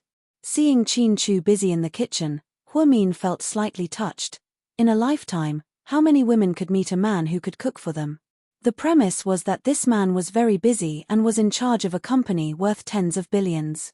Therefore, people who often say that they are too busy are actually indirectly telling you that you are not the most important person to them. Your matters are not important in his eyes, at least not now. After a while, Chin Chu finished frying the eggs. He walked out and carefully placed a plate in front of Hua Min. Try it and see how it tastes. Have you aged? No, it looks very, very delicious. Thank you, King of Support. Chin Chu chuckled. He could only relax and smile like this when he was with Hua Min. Usually, in the company or outside, people would see a cold and arrogant president. Chin Chu didn't talk much, but he always got to the point. After every executive meeting, he would always conclude with a few sentences. Hua Min ate the fried eggs in small bites, her heart filled with happiness. Chin Chu poured her a glass of warm milk and handed it to her. Sleep well later, there's a steam eye mask by your bed. Okay. Hua Min nodded dumbly as she ate. After the two happily ate breakfast, Chin Chu packed up and was about to leave. Drive slowly and be careful, Mr. Chin. Hua Min waved his hand. Chin Chu walked a few steps and suddenly thought of something. He turned around and asked, Mion, do you know Su Yu? Upon hearing this, Hua Min's expression changed slightly.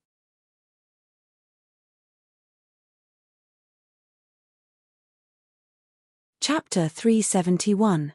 Yeah, he used to recuperate at Southside before I was promoted to head nurse. I would go over every day to draw his blood and give him injections. Why? Hua Min didn't hide anything from Chin Chu and directly told him about the situation. Nothing, I was just asking. Chin Chu nodded and turned to go to work. Hua Min took a hot shower, put on an eye mask, and slept soundly. At 11:20 a.m., Zhu Lingling called. Stop sleeping, get up. Let's go to Sakura Japanese restaurant on Evergreen Street. Okay, I'll be there in a minute. Hua Min drowsily got up, washed up, and drove straight over. She took less than 20 minutes to get there. Zhu Lingling had already ordered a table full of food and was waiting for her.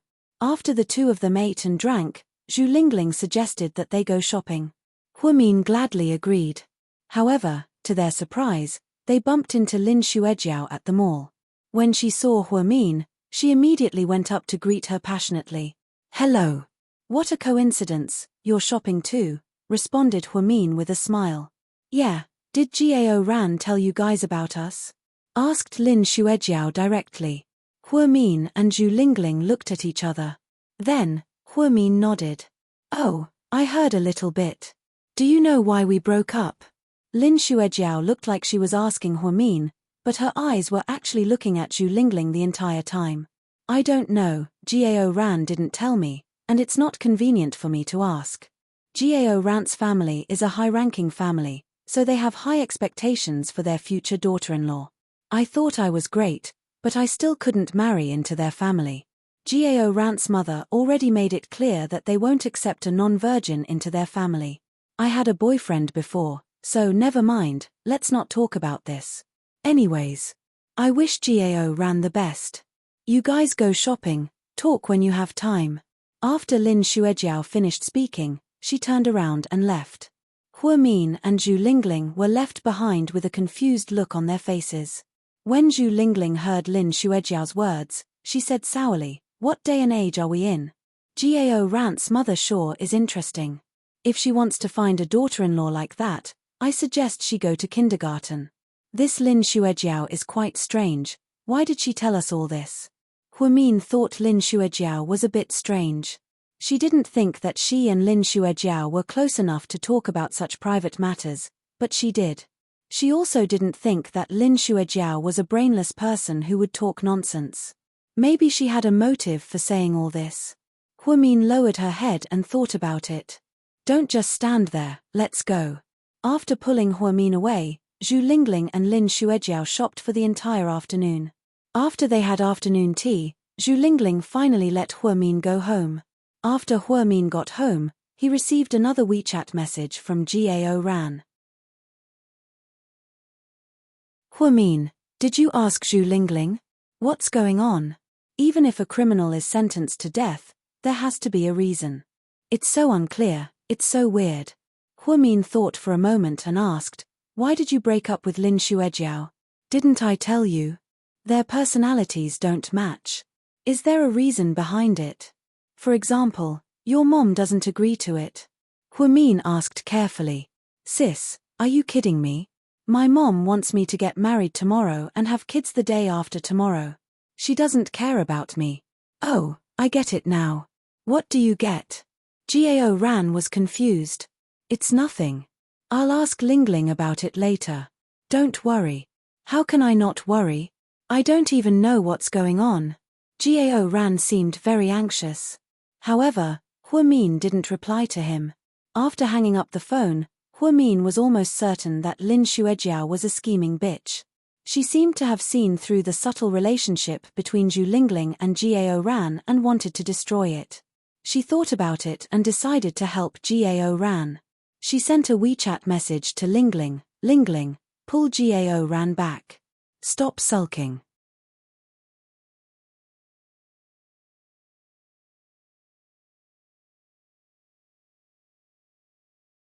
No, that's too tiring. I just think that you can be a director of the Hua Foundation and help out with this. Also, I talked to the deputy director and your salary will be doubled. After all, you have to work and manage the Hua Foundation. Huamin wanted to refuse, but he remembered that Hua Xiqian was doing this for a reason. Many residents nearby didn't know that they were a nursing home and thought that they were a hospital. Therefore, patients were often sent here for emergency treatment. In the end, they were rejected by the hospital. If Hua Xiqian was willing to pay, they could hire professional doctors to be on standby in the emergency room. Perhaps they could save many lives. Huamin couldn't refuse under these circumstances, even though he didn't know why Hua Xiqian was doing this. However, this was a good thing. Hua, what do you think? Deputy Director Guo asked.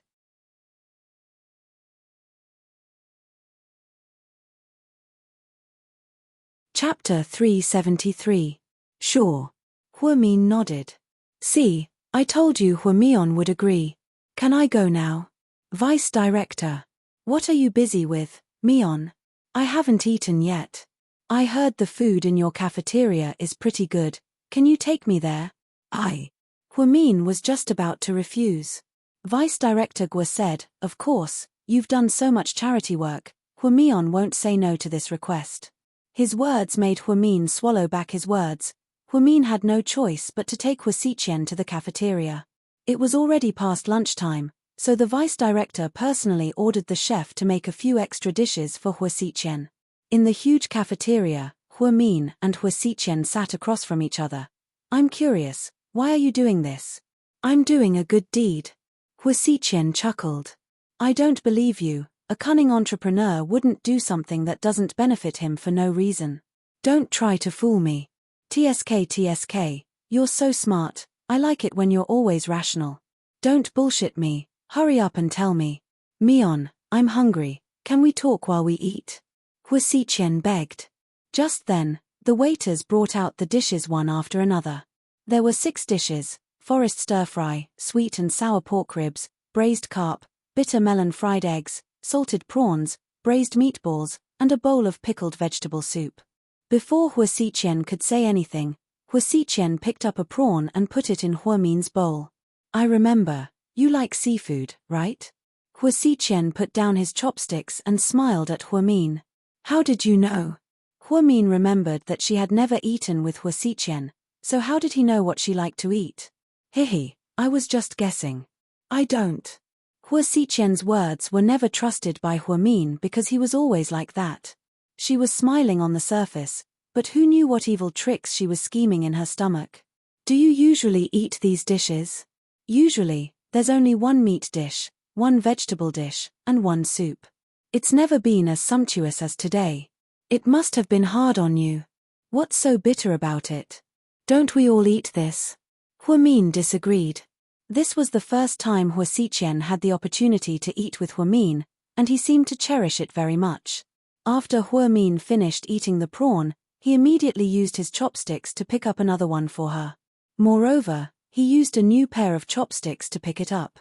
It could be seen that he was very meticulous. "Did Dad look for you? Is it because of Su Yu?"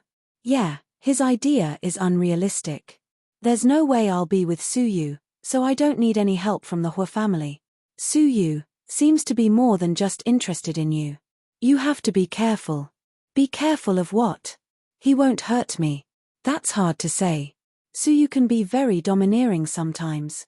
He'll use all kinds of methods to get what he can't get." "Do you think everyone is like you?" Huamin raised her head and looked at him indifferently. Hua Xiqian smiled bitterly. "What's wrong with me? Little sister Mion, you're biased against me. Don't think I don't know who you are. It's not the first day I've known you." Huamin ate slowly and methodically. She met Hua Xiqian the year she met Qin Chu. He was in the senior department.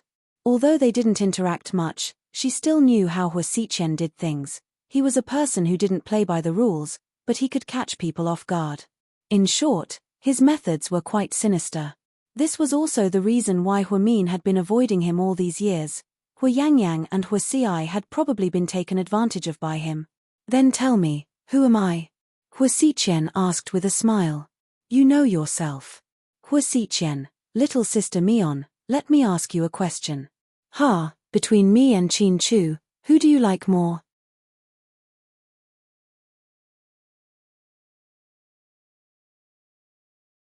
Chapter 374. When Huamin heard this, she really wanted to say, "What the hell are you talking about? How can you compare yourself to Qin Chu?" However, Huamin was a good kid. She would never swear, especially in a dignified sanatorium like Southside. In the end, she looked up at Hua Xiqian and asked, "I'm curious, where did you get the courage to ask such a question? There are some things that aren't necessarily right. I'd rather give it a try. Perhaps there are other answers." "No, there won't be any other answers. You can't compare yourself to Qin Chu. In my heart, no one in this world can compare to Qin Chu." Huamin didn't beat around the bush and was very direct. TSK, my silly little sister is so infatuated. It has nothing to do with infatuation. I'm just stating facts. Okay, I hope Qin Chu doesn't disappoint you. I don't want you to be heartbroken when he lets you down one day. My heart will ache. Thank you for your kind words. That day will never come. After having an unpleasant meal with Hua Xiqian, Hua Min returned to work. Hua Xiqian also left Southside with her assistant. She was very curious as to what Hua Xiqian's ultimate goal was. Why did he have to come to Southside so often? He was involved in donations and genetic engineering. Did he have too much money to spend? This didn't seem like something Hua Xiqian would do. After working another night shift, Hua Min took a day off. However, she didn't rest at home. After all, Qin Chu wasn't home and she was bored, so she went back to the first hospital. She had worked there as soon as she graduated. To be honest, even though she left, she still had feelings for the place. Outside the OB/GYN clinic of the first hospital. Oh my God, Mion, why are you here? The young nurse, Huang Yu, hugged Hua Min affectionately. After Hua Min left, Huang Yu didn't want to stay in the laboratory either, so she requested a transfer from the head nurse. It just so happened that the Department of Obstetrics and Gynecology was short of manpower, so the higher-ups approved it. Ever since Hua Min left, he rarely came back. After all, Wu Xiaoxue was in the OB/GYN department, and the two of them didn't get along. Therefore, he didn't want to ask for a snub. Yes, I'm resting today. I came back to visit everyone when I'm free. As he spoke, Hua Min handed over a shopping bag containing drinks and fruits for everyone. How sumptuous. Thank you, senior sister. Hua Min was chatting with Huang Yu when the head nurse, Xu Yang, walked in from outside. She was in a good mood when she saw Hua Min. Why are you here? It's my day off today, so I came to visit everyone. Come in and take a seat. Xu Yang took Hua Min's hand and walked into the consultation room intimately. A few colleagues who had a good relationship with him before also gathered around and chatted. Mion, is the environment at Southside really good? Yeah, to make it easier for the patients to recuperate, they even have a garden in the back. The environment is really good, and the greenery is top-notch. That's great. You must not be that tired, right? It's not easy either. Patients in recuperation usually need more care. Hua Min smiled. You're a head nurse now, so you don't have to work night shifts anymore. Does it feel good? Yeah, it does. Hua Min looked at his former colleagues and felt inexplicably touched. Xu Yang smiled as she held onto Hua Min's hand, unwilling to let go. I heard in the meeting this morning that the Hua Foundation was established at Southside. You're now the president of the foundation and have full authority over it. Your salary has also doubled. Yeah, it was just decided yesterday. Hua Min didn't want to talk too much about the Hua Foundation. After all, it was related to Hua Xiqian. That's great. You have to treat us to dinner. Of course. When everyone gets off work that day, I'll treat all of you. Just as everyone was happily chatting, Wu Xiaoxue suddenly pushed open the door and walked in. When she saw Hua Min, she froze slightly. Everyone saw her come in and didn't say anything. The lively atmosphere from before suddenly disappeared.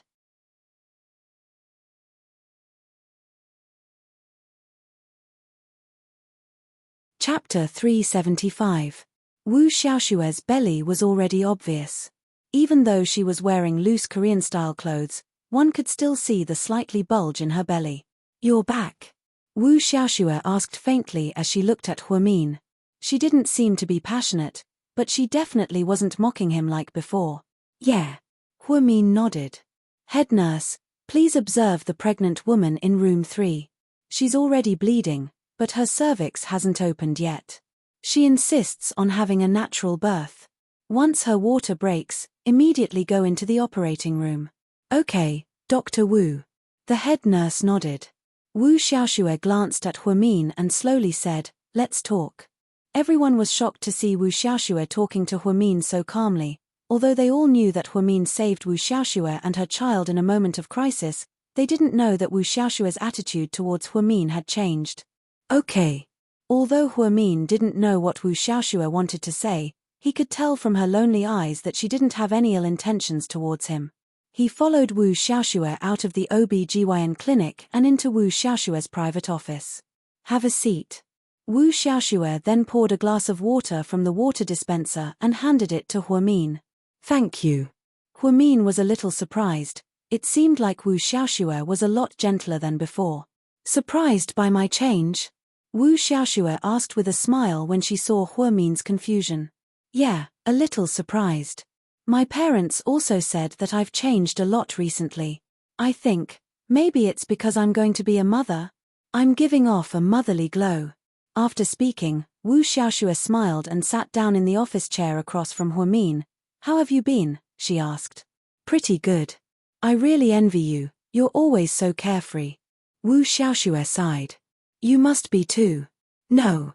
I'm different. Huimin, do you know? Now I understand that my marriage with Ning Jiyuan was a mistake. Our relationship is completely different from what I imagined. At first, I foolishly thought that you were the one who made things difficult for Ning Jiyuan because he couldn't forget you. Now that I think about it, how stupid was I? It clearly wasn't your fault. Did something happen between the two of you? Huimin had a vague feeling that something had happened between them after hearing Wu Xiaoxue's words. Wu Xiaoxue smiled bitterly. Huimin, you left him back then. It seems like you were right. Ning Jiyuan isn't what he appears to be. He's a hypocrite, Huimin. Huimin never wanted to say anything bad about her ex. After all, it was all in the past. Hearing Wu Xiaoxue scold Ning Jiyuan like this, for a moment, she didn't know what to say. Did you know? Huimin, I used to hate how calm and rational you were. I thought you were too pretentious, but now it seems like I was too stupid. You were rational, so you were able to leave in time. I was crazy in love, so I fell in love with him. Ning Jiyuan doesn't love me, he only loves the power of the Wu family and my uncle's status and fame. Maybe he really likes you, Huimin comforted her. Ha. I used to lie to myself, but the truth is that he doesn't. He only loves himself. He only cares about fame and status. He only cares about whether or not he can get promoted. After I was discharged from the hospital, we slept separately. We don't see each other many times a day, so we don't have much to talk about. Huimin was slightly surprised. That's not good. How long have you guys been married?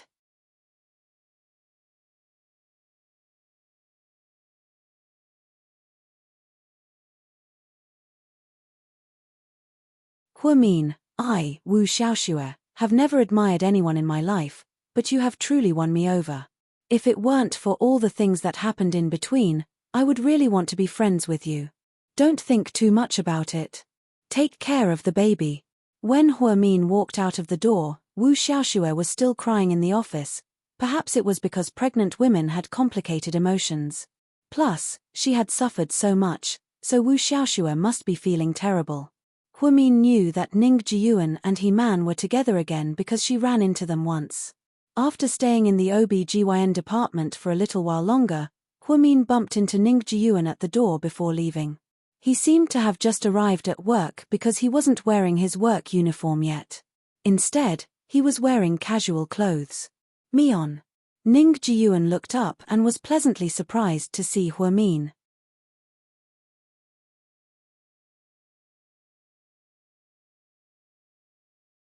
Chapter 377. Hello. Huimin's tone was very distant, as if he was talking to a stranger. Why are you here? Aren't you working at Southside? Oh, I'm off today, so I came to see everyone. How are things over there? Very good. I heard you were promoted to the chairman of the Hua Foundation. I'm so jealous. There's nothing to be jealous of, it's just a job, just in name. You're really good. I believe that one day you will become an outstanding doctor. Ning Jiyuan knew that Huimin's dream was to be a doctor, not a nurse, when they were in university. You must be joking, I'm satisfied with being a head nurse. Why would I want to be a doctor? Oh right, I have to go now. Wait, Mion. Ning Jiyuan obviously didn't want Huimin to leave. Is there anything else? Dr. Ning. My parents came a few days ago and brought me a lot of free-range eggs.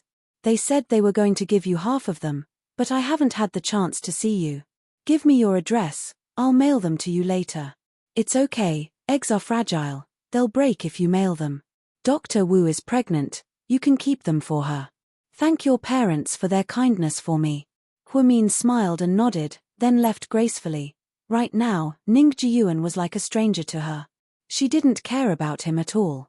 So, Ning Jiyuan was right when he said that Huamin never loved him. If he did, he wouldn't be able to face it so easily. When they walked out of the hospital, Huamin happened to have nothing to do, so he drove straight to the university. Unfortunately, Jixin was hiking with his friends, so he wasn't at school. On the way back, Zhu Lingling called. While the two chatted, Huamin told Zhu Lingling everything that happened at the hospital. If Ning Jiyuan knows that you're doing well, he'll definitely be jealous.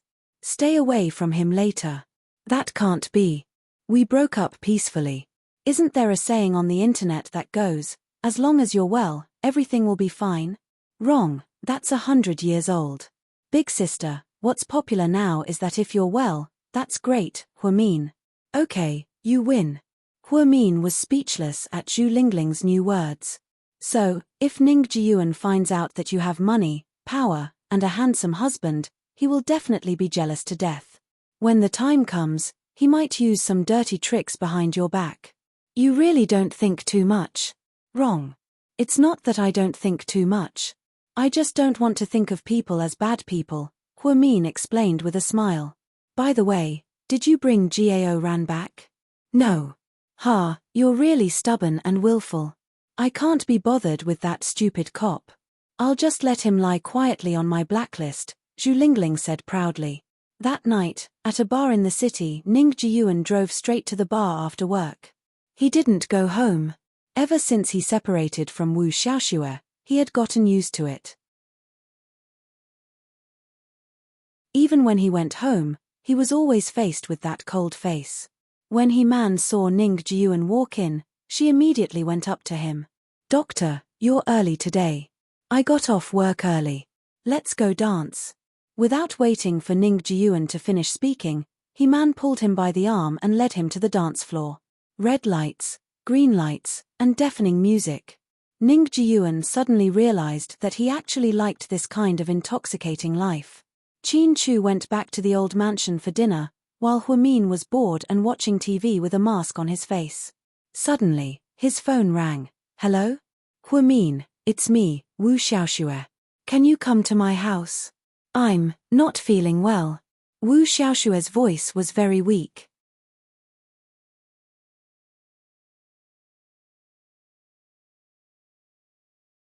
Chapter 378. It took Huamin 23 minutes to drive to Wu Xiaoxue's place. It was a high-end neighborhood. Apparently, the Wu family paid for the house and renovations. Huamin knocked on the door, and it took a while for Wu Xiaoxue to open the door. Huamin's heart sank when he saw her. Wu Xiaoxue's face was pale, and there were bloodstains under her white nightgown. What's wrong? Huamin supported Wu Xiaoxue, who was weak. My stomach doesn't feel well, and I don't have any strength. Can you take me to South Side? South Side? Why not the first hospital? They have better medical equipment there. Huamin was surprised. Wu Xiaoxue shook her head. I don't want my colleagues to know about my condition. Please, Huamin. Seeing Wu Xiaoxue's pleading eyes, Huamin finally gave in. He helped her downstairs and drove her to South Side. South Side's facilities were advanced, but the medical team wasn't as good as the first hospitals. After all, it was a place for recuperation. It's late, and there aren't any good gynecologists on duty. If you don't mind, I can examine you. Is that okay? Yes, thank you. Wu Xiaoxue nodded. She didn't doubt Huamin's medical skills at all. Huamin observed Wu Xiaoxue's condition as he drove. He was also a bit worried. He knew that Wu Xiaoxue was arrogant and didn't have many friends. She wouldn't call anyone for help, let alone tell her parents. However, as her husband, where did Ning Jiyuan go? Shouldn't he be with her at a time like this? Dr. Wu, your husband. He's fooling around with He-Man at a nightclub, Wu Xiaoxue said as she held her stomach in pain. Huamin didn't say anything. He-Man just sent me an MMS to show off. Unfortunately, I don't care anymore. I won't be as stupid as before. After saying that, Wu Xiaoxue turned on her phone and opened a photo. Huamin glanced over. Sure enough, it was He-Man and Ning Jiyuan. They looked very intimate, as if they were dancing. Dr. Wu, should we inform President Wu? Huimin asked, feeling uncertain. No, if my uncle knows, my parents will definitely know. I don't want them to worry about me anymore. Back then, they didn't agree to me marrying Ning Jiyuan. Now that I've chosen this path, I have to finish it even if I have to kneel down, Wu Xiaoxue said, gritting her teeth. Wu Xiaoxue's character was a typical Leo girl. She was strong, domineering, and wanted to be first in everything she did. This kind of life was actually very tiring. At this moment, Huimin no longer had any prejudice against Wu Xiaoxue. Instead, he felt sympathy and pity for her. Seeing how depressed Wu Xiaoxue was, Huimin didn't say anything else. Southside Recuperation Center head nurse, why are you here? The nurse on duty was surprised to see Huimin. I'm here to bring a friend for a checkup. You guys can go back to work. After speaking, Huimin helped Wu Xiaoxue up to the OB/GYN department on the top floor. Huimin first ran an ultrasound on her. Then, he drew her blood and sent it to the lab so that his colleagues could rush out the results. Finally, he laid her down on the hospital bed and listened to her fetal heartbeat and electrocardiogram. How is it? Huimin. You might be too agitated and emotionally unstable. That's why your blood pressure is high and your heart rate is a bit fast. The fetus isn't very stable either, and there's something wrong with the fetus breathing rate. Plus, there's blood. There are signs that you're going to have a miscarriage. Huimin didn't have the heart to announce the results, but in the end, he still announced the results. When Wu Xiaoxue heard this, her face turned green.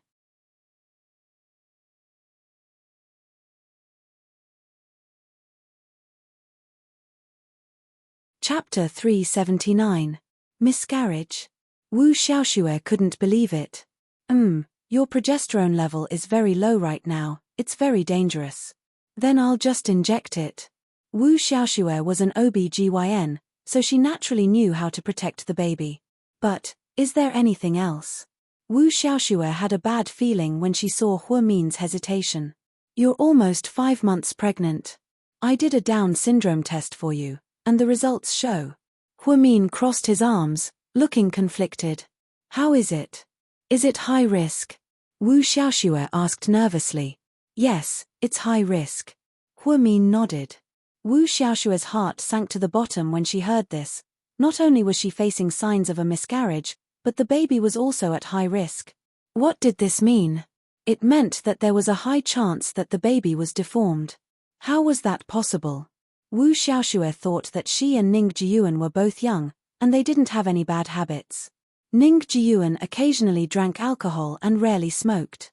How could she be at high risk?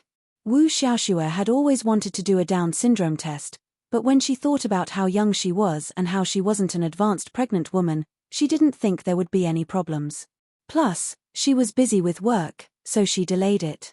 If Huimin didn't do it for her today, she wouldn't have known. Oh my God, what should I do?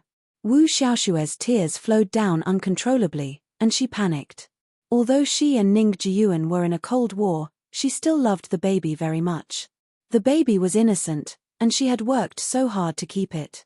Was she going to have an accident now? Don't worry, we'll solve the problems one by one. The signs of a miscarriage aren't very serious, so we'll inject it first to protect the baby. Calm down, your mentality is very important right now. Don't be nervous or depressed, Huimin comforted her. So what if we keep it? If it's a deformed baby, we might as well induce labor now. Wu Xiaoxue's voice was hoarse, and she almost couldn't speak. Any woman would not be able to bear such a situation, let alone Wu Xiaoxue. You are now 5 months pregnant. The fetus's hands and feet are already fully developed. If you induce labor, not only will you lose a little life, but your body will also be damaged. You are also a doctor. There are many things that I don't need to tell you. You should understand it yourself. Huimin, what should I do now? I really want this daughter of mine. I really like her. Wu Xiaoxue grabbed Huimin's hand and burst into tears. Because Wu Xiaoxue had done an ultrasound when she was 4 months pregnant, she found out the baby's gender. Although it was a girl, she wasn't unhappy because she was a girl. Instead, She was very excited and bought many beautiful dresses for her unborn daughter. Now that the child was facing a high risk of miscarriage, Wu Xiaoxue felt as if the sky had collapsed. Dr. Wu, calm down and listen to me, okay? Huamin sat by the bed and gently patted Wu Xiaoxue's back. Wu Xiaoxue covered her mouth and cried silently, "We can't be too pessimistic. Right now, only the third hospital in Jing City has the best equipment in the country and can perform amniocentesis. So, I suggest that you take a few days off and go to Jing City for a checkup. If the baby is healthy, we'll keep her. If not, then it's okay. We can only say that she's not meant to be with you. You're still young, and you'll have more babies in the future," Huamin said tactfully.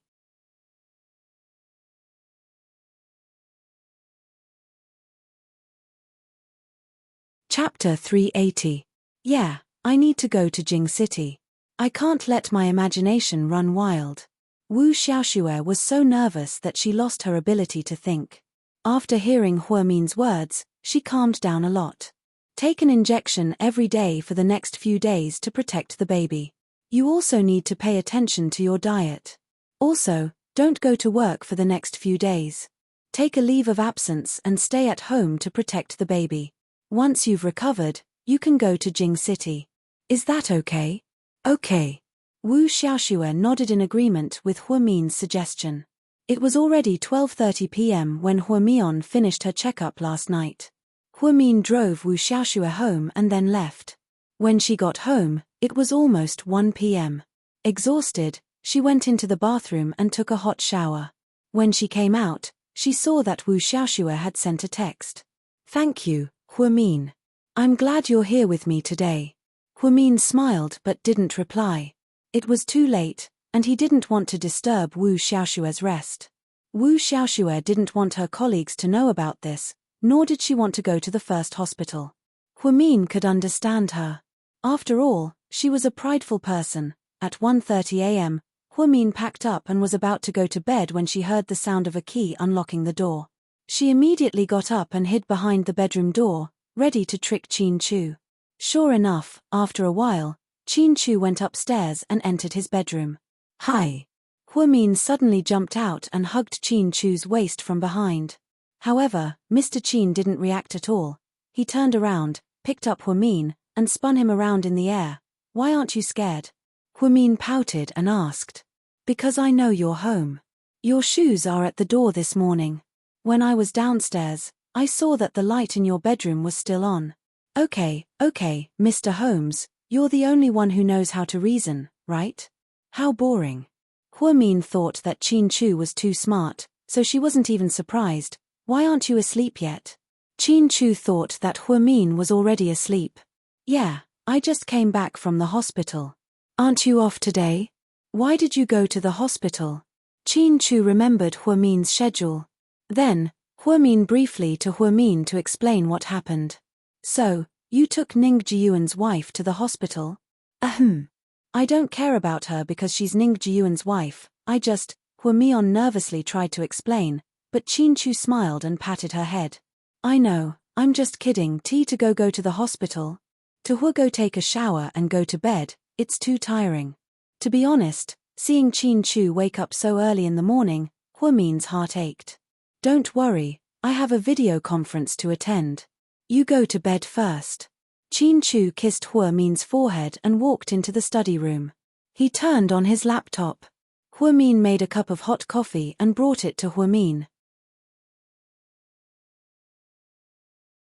Then, she helped Qin Chu close the door to the study room. The next morning when Huamin woke up, Qin Chu had already prepared breakfast. She washed up and went downstairs to sit at the dining table. Before she could finish, she heard Qin Chu say, "You don't have to go to work today. I asked for 3 days off for you." Why?" Huamin was surprised. "'Cause I want to give you a little honeymoon starting today." "Honeymoon?" Huamin was completely confused.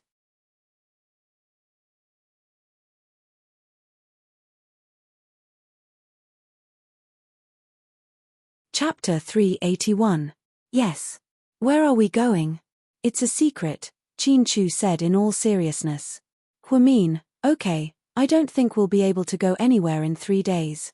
Huamin actually wanted to go to the Maldives, but it was too far away. It would take 4 days just to get there, and if they were to play, it would take them at least 10 days to get back. For her and Qin Chu, 10 days of vacation was too extravagant and unrealistic. Qin Chu was being mysterious and refused to tell her, and Huamin didn't ask either. After breakfast, she prepared to go upstairs. Where are you going? I'm going to pack my stuff. I'm bringing sunscreen, clothes, and personal items. Oh yeah, do you want to bring a tent? Are we going to the beach or the mountains? Qin Chu looked helpless. You don't have to bring anything when we come back, just bring me. Huamin nodded. Okay, I'll bring you, and you bring money. Qin Chu, okay. Qin Chu didn't know when his wife became so talkative. She probably learned it from that shrew, Zhu Lingling. Her words were a little funny sometimes, okay? After breakfast, Qin Chu held Huamin's hand and left the house. Although they didn't bring anything, the two of them had changed into casual clothes. They were dressed in dark grey from an outdoor luxury brand. The style was very nice, and it was the same for both men and women. It seemed like it was really planned. Qin Chu even changed his car and put his Maybach in the garage. He was driving a black Range Rover. Huamin was still in a daze when they got on the highway. Where are we going? Are you going to sell me? No, if I sell you, I won't have a wife, Qin Chu said in all seriousness. Huamin was in a great mood. She took out her phone, opened her WeChat friend circle, and posted a short video on the road. Then, she wrote, a trip that ended abruptly. It was indeed an abrupt trip, because there was no prior planning or forewarning. She was dragged away by Qin Chu all of a sudden and was forced to take 3 days off on her behalf by Qin Chu. Zhu Lingling immediately commented, going out to play and not calling me. Bad review. I'm going with Mr. Qin. Are you sure you want to come? Then forget it. I don't want to be a third wheel. Haha, that's why.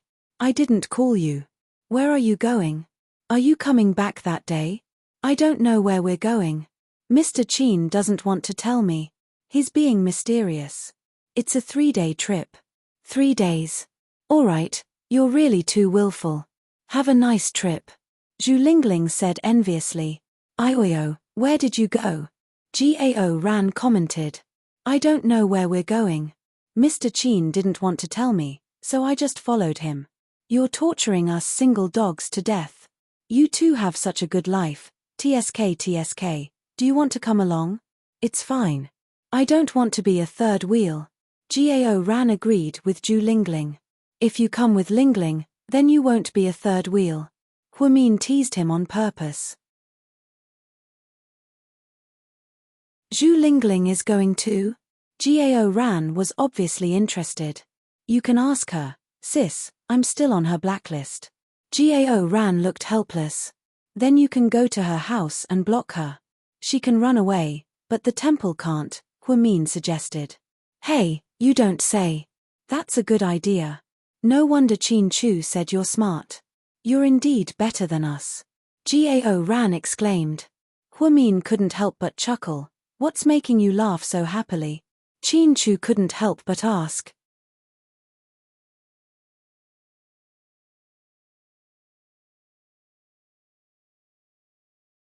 Chapter 382. I was flirting with Comrade Zhu Lingling and Comrade Gao Ran. Are the two of them still at odds? Qin Chu had never been interested in other people's business, but he was speechless at how Gao Ran and Zhu Lingling got along. You think they're fighting too? Huamin chuckled. What else? Okay, we'll think the same thing. But I don't think it'll take long for this to be resolved. Miss Zhu Lingling won't be able to hold it in. Qin Chu smirked and didn't say anything. They drove on the highway for 5 hours. It was really far. During this time, Huamin kept asking if he wanted to drive for a while, but Qin Chu refused. With his wife by his side, he wasn't sleepy at all. Even the scenery along the way was more beautiful than usual. 5 hours later, Qin Chu turned off the highway and drove into the depths of the mountains. When they arrived, Huamin realized that this was the famous sacred mountain in the north, Yunding Mountain. Yunding Mountain was located at the northern edge of the border with Country E and Country C. This was the border between the three countries. Hence, it was called One Look at the Three Countries. Huamin had wanted to come to Yunding Mountain for a long time because it was said that the scenery was beautiful. However, the road was difficult and it wasn't very safe, so she gave up. She didn't expect Qin Chu to bring her here. Looking at the majestic mountains in front of her, Huamin's heart was deeply shaken. If you didn't see it with your own eyes, you would never know how magical and magnificent nature's uncanny workmanship was. Yunding Mountain is really beautiful. The continuous mountain range is really magical, Huamin exclaimed. The two of them parked the car in front of the parking lot of a super luxurious 5-star hotel and got out of the car. Huamin looked up at the name of the hotel, Golden Palm International Resort and Spa. At first glance, one could tell that it was a high-class name. The building was also magnificent and magnificent. The Chinese style mixed with Russian style made people's eyes light up. Qin Chu held Huamin's hand and walked in. The doorman carefully opened the door for them. "Front desk, would you like to check in?" "Yes." "Sir, which room would you like to stay in? Have you made a reservation?" "I don't have a reservation. I want the presidential suite," Qin Chu answered proudly. "Yes, sir. The presidential suite is available now. How many nights would you like to stay?" "2 nights." "Okay, please show me your ID cards," the waitress said politely. Qin Chu slowly opened his wallet and handed over his ID. The waitress took it and glanced at it. She was dumbfounded. Chairman Qin. What the waitress said alarmed the other 3 receptionists. They looked at the ID card and then looked at Qin Chu. Finally, they took out their luggage. "Hello, President Qin. What's going on?" This time, it was Huamin's turn to be dumbfounded. "I'm here on vacation. You don't have to be so formal." "Okay, President Qin. Your room is ready. Just take the elevator to the top floor." "Thank you." Qin Chu took the room card and held Huamin's hand. "Hey, honey, we haven't paid yet. It's our own business." "Why do we have to pay?" Qin Chu asked, amused. "Our own business?" Huamin didn't know how to react. 2 months ago, GK spent 3.9 billion yuan to buy the Golden Palm International Resort and the expansion of Yunding Mountain. So, from now on, this resort belongs to GK. Wow, that's so capricious. Although Huamin knew that GK was rich, he was still shocked. 3.9 billion yuan. After all, it wasn't as easy as buying groceries at the market. Qin Chu took the room card and went up to the 18th floor. It was more than 300 square meters and had a great view. The windows were all made of tempered glass and were completely transparent. There weren't any other buildings around, so the privacy was top-notch. After opening one of the windows, Huamin closed his eyes and breathed in the fresh air. He exclaimed, "The air quality here is amazing." Qin Chu took off his jacket and walked over. He carefully wrapped his arms around Huamin's waist and rested his chin on Huamin's shoulder. "Do you like it here?" His tone was extremely gentle.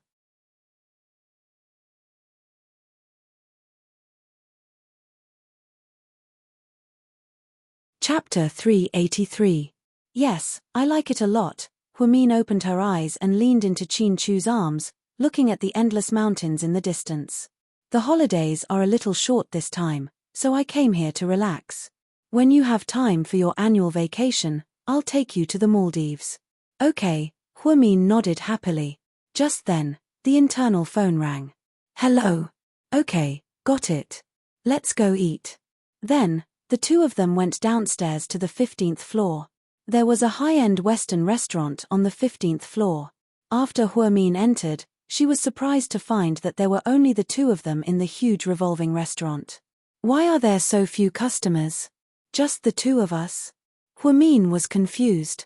The hotel's CEO probably ordered them to clear the place, Qin Chu guessed. Sure enough, as soon as the two of them sat down, a slightly plump middle-aged man in his 40s walked over. He was wearing a high-end suit. He walked up to Qin Chu and bowed slightly. "President Qin, why didn't you tell me you were coming?" I could have picked you up.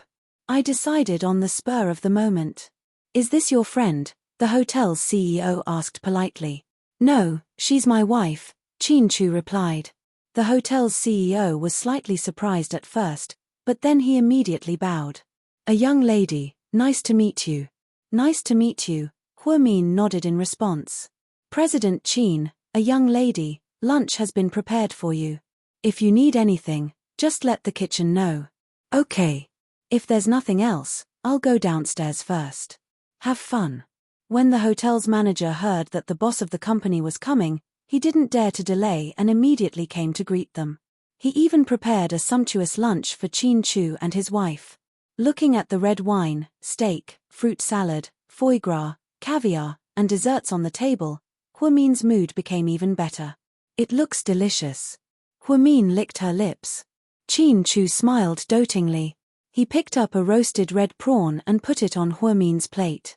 At this time, Hua Min suddenly thought of something and said, Hubby, I have something to tell you. Yes. Hua Xiqian went to Southside a few days ago and donated to the Hua Foundation. Then, he made me the chairman. Hua Min briefly told him about Hua Xiqian. She felt that she could not hide it from Chin Chu. Chin Chu nodded. Since he wants to spend money to do good deeds, you should fulfill his wish. I think so too, but I don't think his purpose this time is as simple as doing a good deed. Do you think he's plotting something? Not necessarily. Let's wait and see. Chin Chu was also very careful with Hua Xiqian. Well, aren't you angry? Why would I be angry?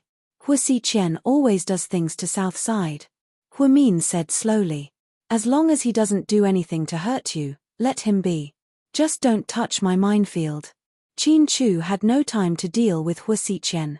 In his opinion, Su Yu seemed to be a more difficult opponent to deal with. However, he would not tell Hua Min this, in case she thought too much and did not rest well. After the two had a delicious lunch, Chin Chu had a video conference in the conference room. Hua Min was bored, so she changed into a white sundress and casual pants from the PR department and went downstairs for a walk. A young lady. Hello, a young lady. Along the way, no matter who she met, they would call her a young lady. She was not used to it. She logged onto Weibo, which she had not been on for a long time, and took a few pictures of the beautiful scenery and posted them. She wrote, I want a house.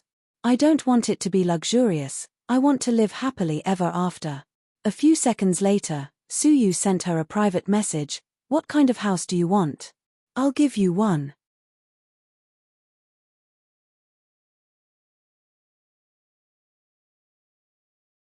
Chapter 384. I don't need it, thank you. I'm not joking, I'm serious, Su Yu insisted. I'm not joking either, I'm serious too. I really don't need it. At work? No. At home? No. Then where are you? Su Yu sent a rolling eyes emoji. On vacation. By yourself? No. She wanted to say that she was with her husband, but Hua Min didn't want others to think that she was showing off her husband. However, as smart as Su Yu was, he could guess who she was with. Therefore, he fell silent and didn't reply. Private messaging was the only way he could contact Hua Min. In order to prevent fans from noticing, he couldn't comment. He could only send private messages. What a waste. Most importantly, Hua Min didn't go on Weibo often. She would only go on it once in a while when she felt like it, so she was rarely online. Poor Su Yu was connected to Weibo 24/7 and only followed Hua Min's updates. As soon as she updated her Weibo, he would immediately talk to her. All in all, his methods were quite childish. After Chin Chu finished his meeting, he went downstairs to find Hua Min. The two of them held hands as they strolled in the garden in front of the hotel. Listening to the birds chirping in the surrounding forest, they felt exceptionally happy. Did you notice that the sky here is bluer than where we came from? Hua Min raised her head and looked at the sky. She felt like the clouds were like cotton, floating in the blue sky. That's because this place is untouched. There's no car exhaust, no heavy industrial processing plants, and no smog. This is great. This is a place suitable for humans to live in. The reinforced concrete feels like a cage. Hubby, when we're old, can we retire here? Okay, we'll go wherever you want. Chin Chu's eyes were filled with love. You seem to be very busy recently. Yeah, a little. The company is about to hold its 30-year anniversary celebration. Then why did you bring me out?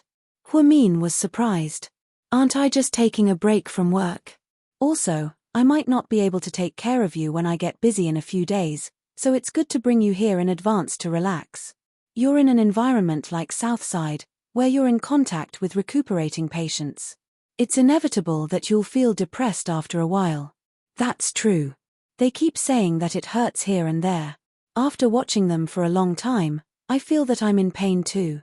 Huamin pursed his lips and smiled. Before dinner in the evening, Huamin and Chin Chu went to a hot spring not far away under the arrangement of the hotel. It was actually natural. Huamin liked this place very much because it was very original and there were not many changes. Above the hot spring was the mountain range of Mount Yunding. It was very romantic to soak in the warm hot spring while snowflakes floated down the mountain from time to time. One of the wonders of Mount Yunding was that the peak of the mountain was covered in snow all year round, and it never melted. Therefore, many friends from the south, who had never seen snow in their lives, would scream in surprise when they came here. It was simply too beautiful. It was like a fairy tale kingdom covered in white snow. Mr. Chin, thank you for bringing me to such a wonderful place. Thank you for taking me to eat so much good food and see such beautiful scenery. Huamin raised a small glass of red wine and smiled as he sat on a floating tray in the hot spring. Goddess Hua, thank you for coming back to my side. Thank you for being with me every day. Thank you for holding my hand and walking through every nook and cranny. When I come home late at night, thank you for leaving a warm light for me. Chin Chu raised his glass. So, is it really okay for us to be so sentimental? Huamin chuckled. Chin Chu didn't say anything. Instead, he raised his glass and leaned over. He tilted his head and kissed Huamin's slightly red lips, catching her off guard.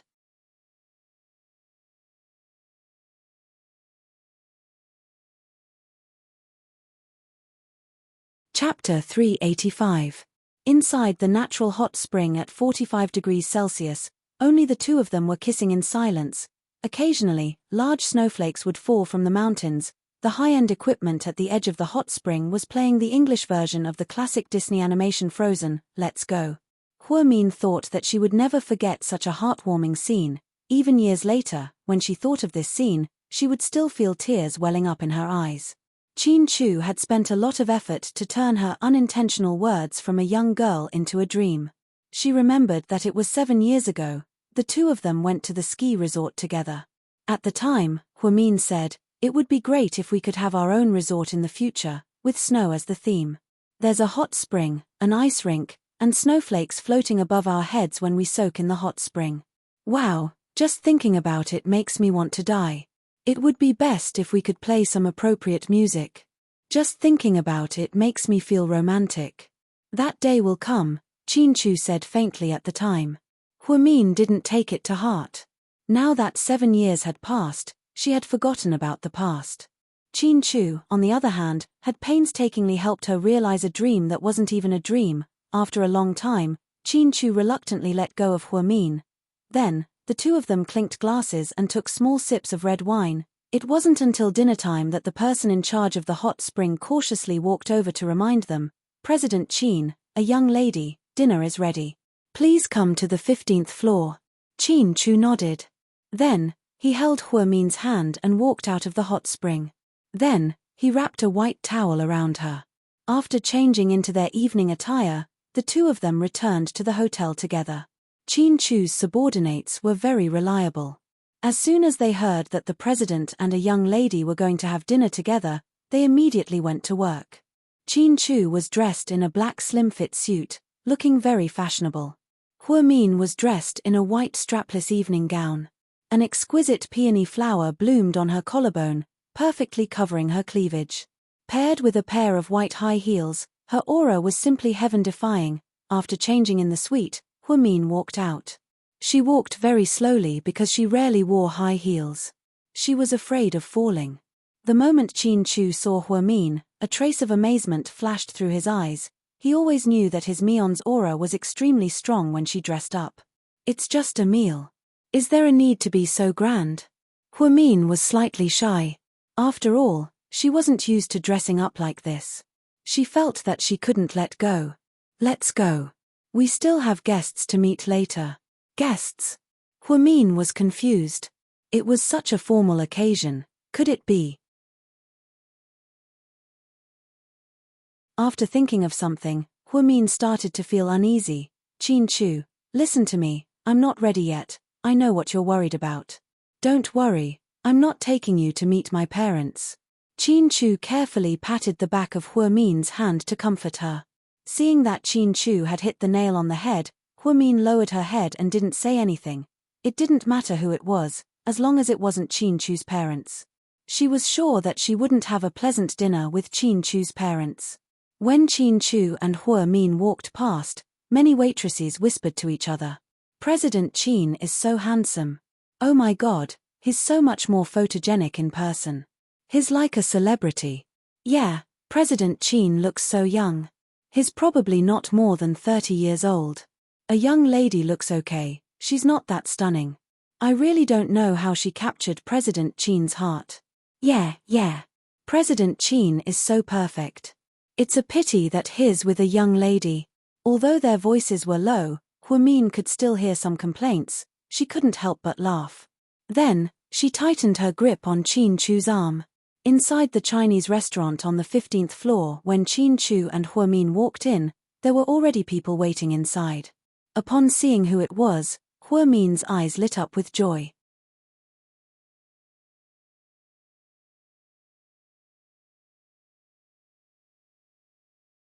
Chapter 386. You too. How dare you play along with Qin Chu to surprise me? Do you want to die? Take them out and behead them. Huamin laughed. Zhu Lingling and Jiao Ran both stood up. Zhu Lingling was wearing a crimson evening gown that was a little sexy on one shoulder. Jiao Ran was wearing a navy blue suit that looked luxurious. His formal attire was completely different from his usual self. Queen Hua, please forgive me. Your husband didn't want to tell you and wanted to give you a surprise. It is indeed a surprise. So, are you guys back together? Jiao Ran, Zhu Lingling, Huamin then pointed at Zhu Lingling. You're not mad at him anymore? You pulled him back from the blacklist? It seems like Mr. Qin invited us here for free food, fun, and even to stay in the presidential suite. I'll forgive him. TSK. Your integrity is all over the floor. Huamin chuckled. What's the point of having integrity? It's not like you can eat it. You can eat and play, but you can't spend money. That's right, it's a waste not to eat it. Jiao Ran played along. So you guys are here to eat enemies? Qin Chu said faintly. Oh, of course not. President Qin, come and sit. Jiao Ran pulled out a chair and called out to Qin Chu. The four of them sat down facing each other. Huamin glanced at Qin Chu. If I knew they were coming, I wouldn't have dressed so formally. Don't worry, you'll find out soon enough. Qin Chu smiled mysteriously. What's going on? Is Jiao Ran confessing to Lingling? Huamin asked casually. Jiao Ran was so scared that he coughed violently. Zhu Lingling also had an awkward expression on her face. Is there such a segment? Qin Chu looked at Jiao Ran, amused. Jiao Ran quickly waved his hand. No, absolutely not. All right, let's eat first. Qin Chu waved his hand, and the waiters brought the dishes in one after another. In the middle was a huge iron pot. It was still hot when it was brought up, and there was still a fire burning underneath. Stove fish. Huamin glanced at the big fish and asked curiously. It doesn't look like it. Zhu Lingling shook her head. This is a special stew method. The fish was caught from the Yunding River and is very fresh. This kind of fish is relatively rare and can only be found in this place. It tastes very delicious. Some local seasonings were added and it was simmered for more than 3 hours. It is said that it is a dish that the local people must cook during the New Year and other festivals. Qin Chu changed his usual attitude and explained. It looks good. It's very appetizing. Gao Ran picked up his chopsticks and was eager to try it. Then, the waiters brought in some wild vegetables and local fruits one after another. The four of them filled the entire table. It was like delicacies. When Qin Chu called Gao Ran and Zhu Lingling and invited them to eat, drink, and have fun, they immediately agreed. They agreed without a second thought, but Qin Chu added that he had a request. It was that the two of them had to come together and Gao Ran had to drive Zhu Lingling. Otherwise, neither of them should come. Therefore, the two of them miraculously reconciled because they came out to eat, drink, and have fun. During the meal, Qin Chu kept putting food in Huamin's bowl. Try this. It's a local wild vegetable. Okay. Oh my god, can you two stop torturing the single people? Turn off your PDA mode. It's annoying to see you like this. Gao Ran was extremely envious. It's a crime to show off your PDA, Zhu Lingling also argued. Huamin looked up and said slowly, freeloaders shouldn't cause trouble. Let's eat properly. She really is a young lady. Even her tone is so arrogant. Zhu Lingling and Gao Ran teased each other. Every time the four of them ate together, they would fight until the sky turned upside down. Qin Chu was also a little more talkative than usual. In short, the atmosphere was very lively. An hour later, Qin Chu looked at his watch. It's about time. Everyone, let's go. Where are we going? Are there other activities? Gao Ran stood up and asked with a smile. You'll know when we get there. Qin Chu didn't say much. Huamin felt that Qin Chu was a little strange this time. He didn't want to say much, as if he was hiding some secret. You're tuning in to the Dreamy Chapters YouTube channel. We're so grateful for your support and don't forget to subscribe to join us on this incredible journey through captivating stories. Your generosity through donations truly makes a world of difference, as it's the primary source of revenue that allows me to expand and enhance this channel for you. Thank you from the bottom of my heart for being a part of this adventure.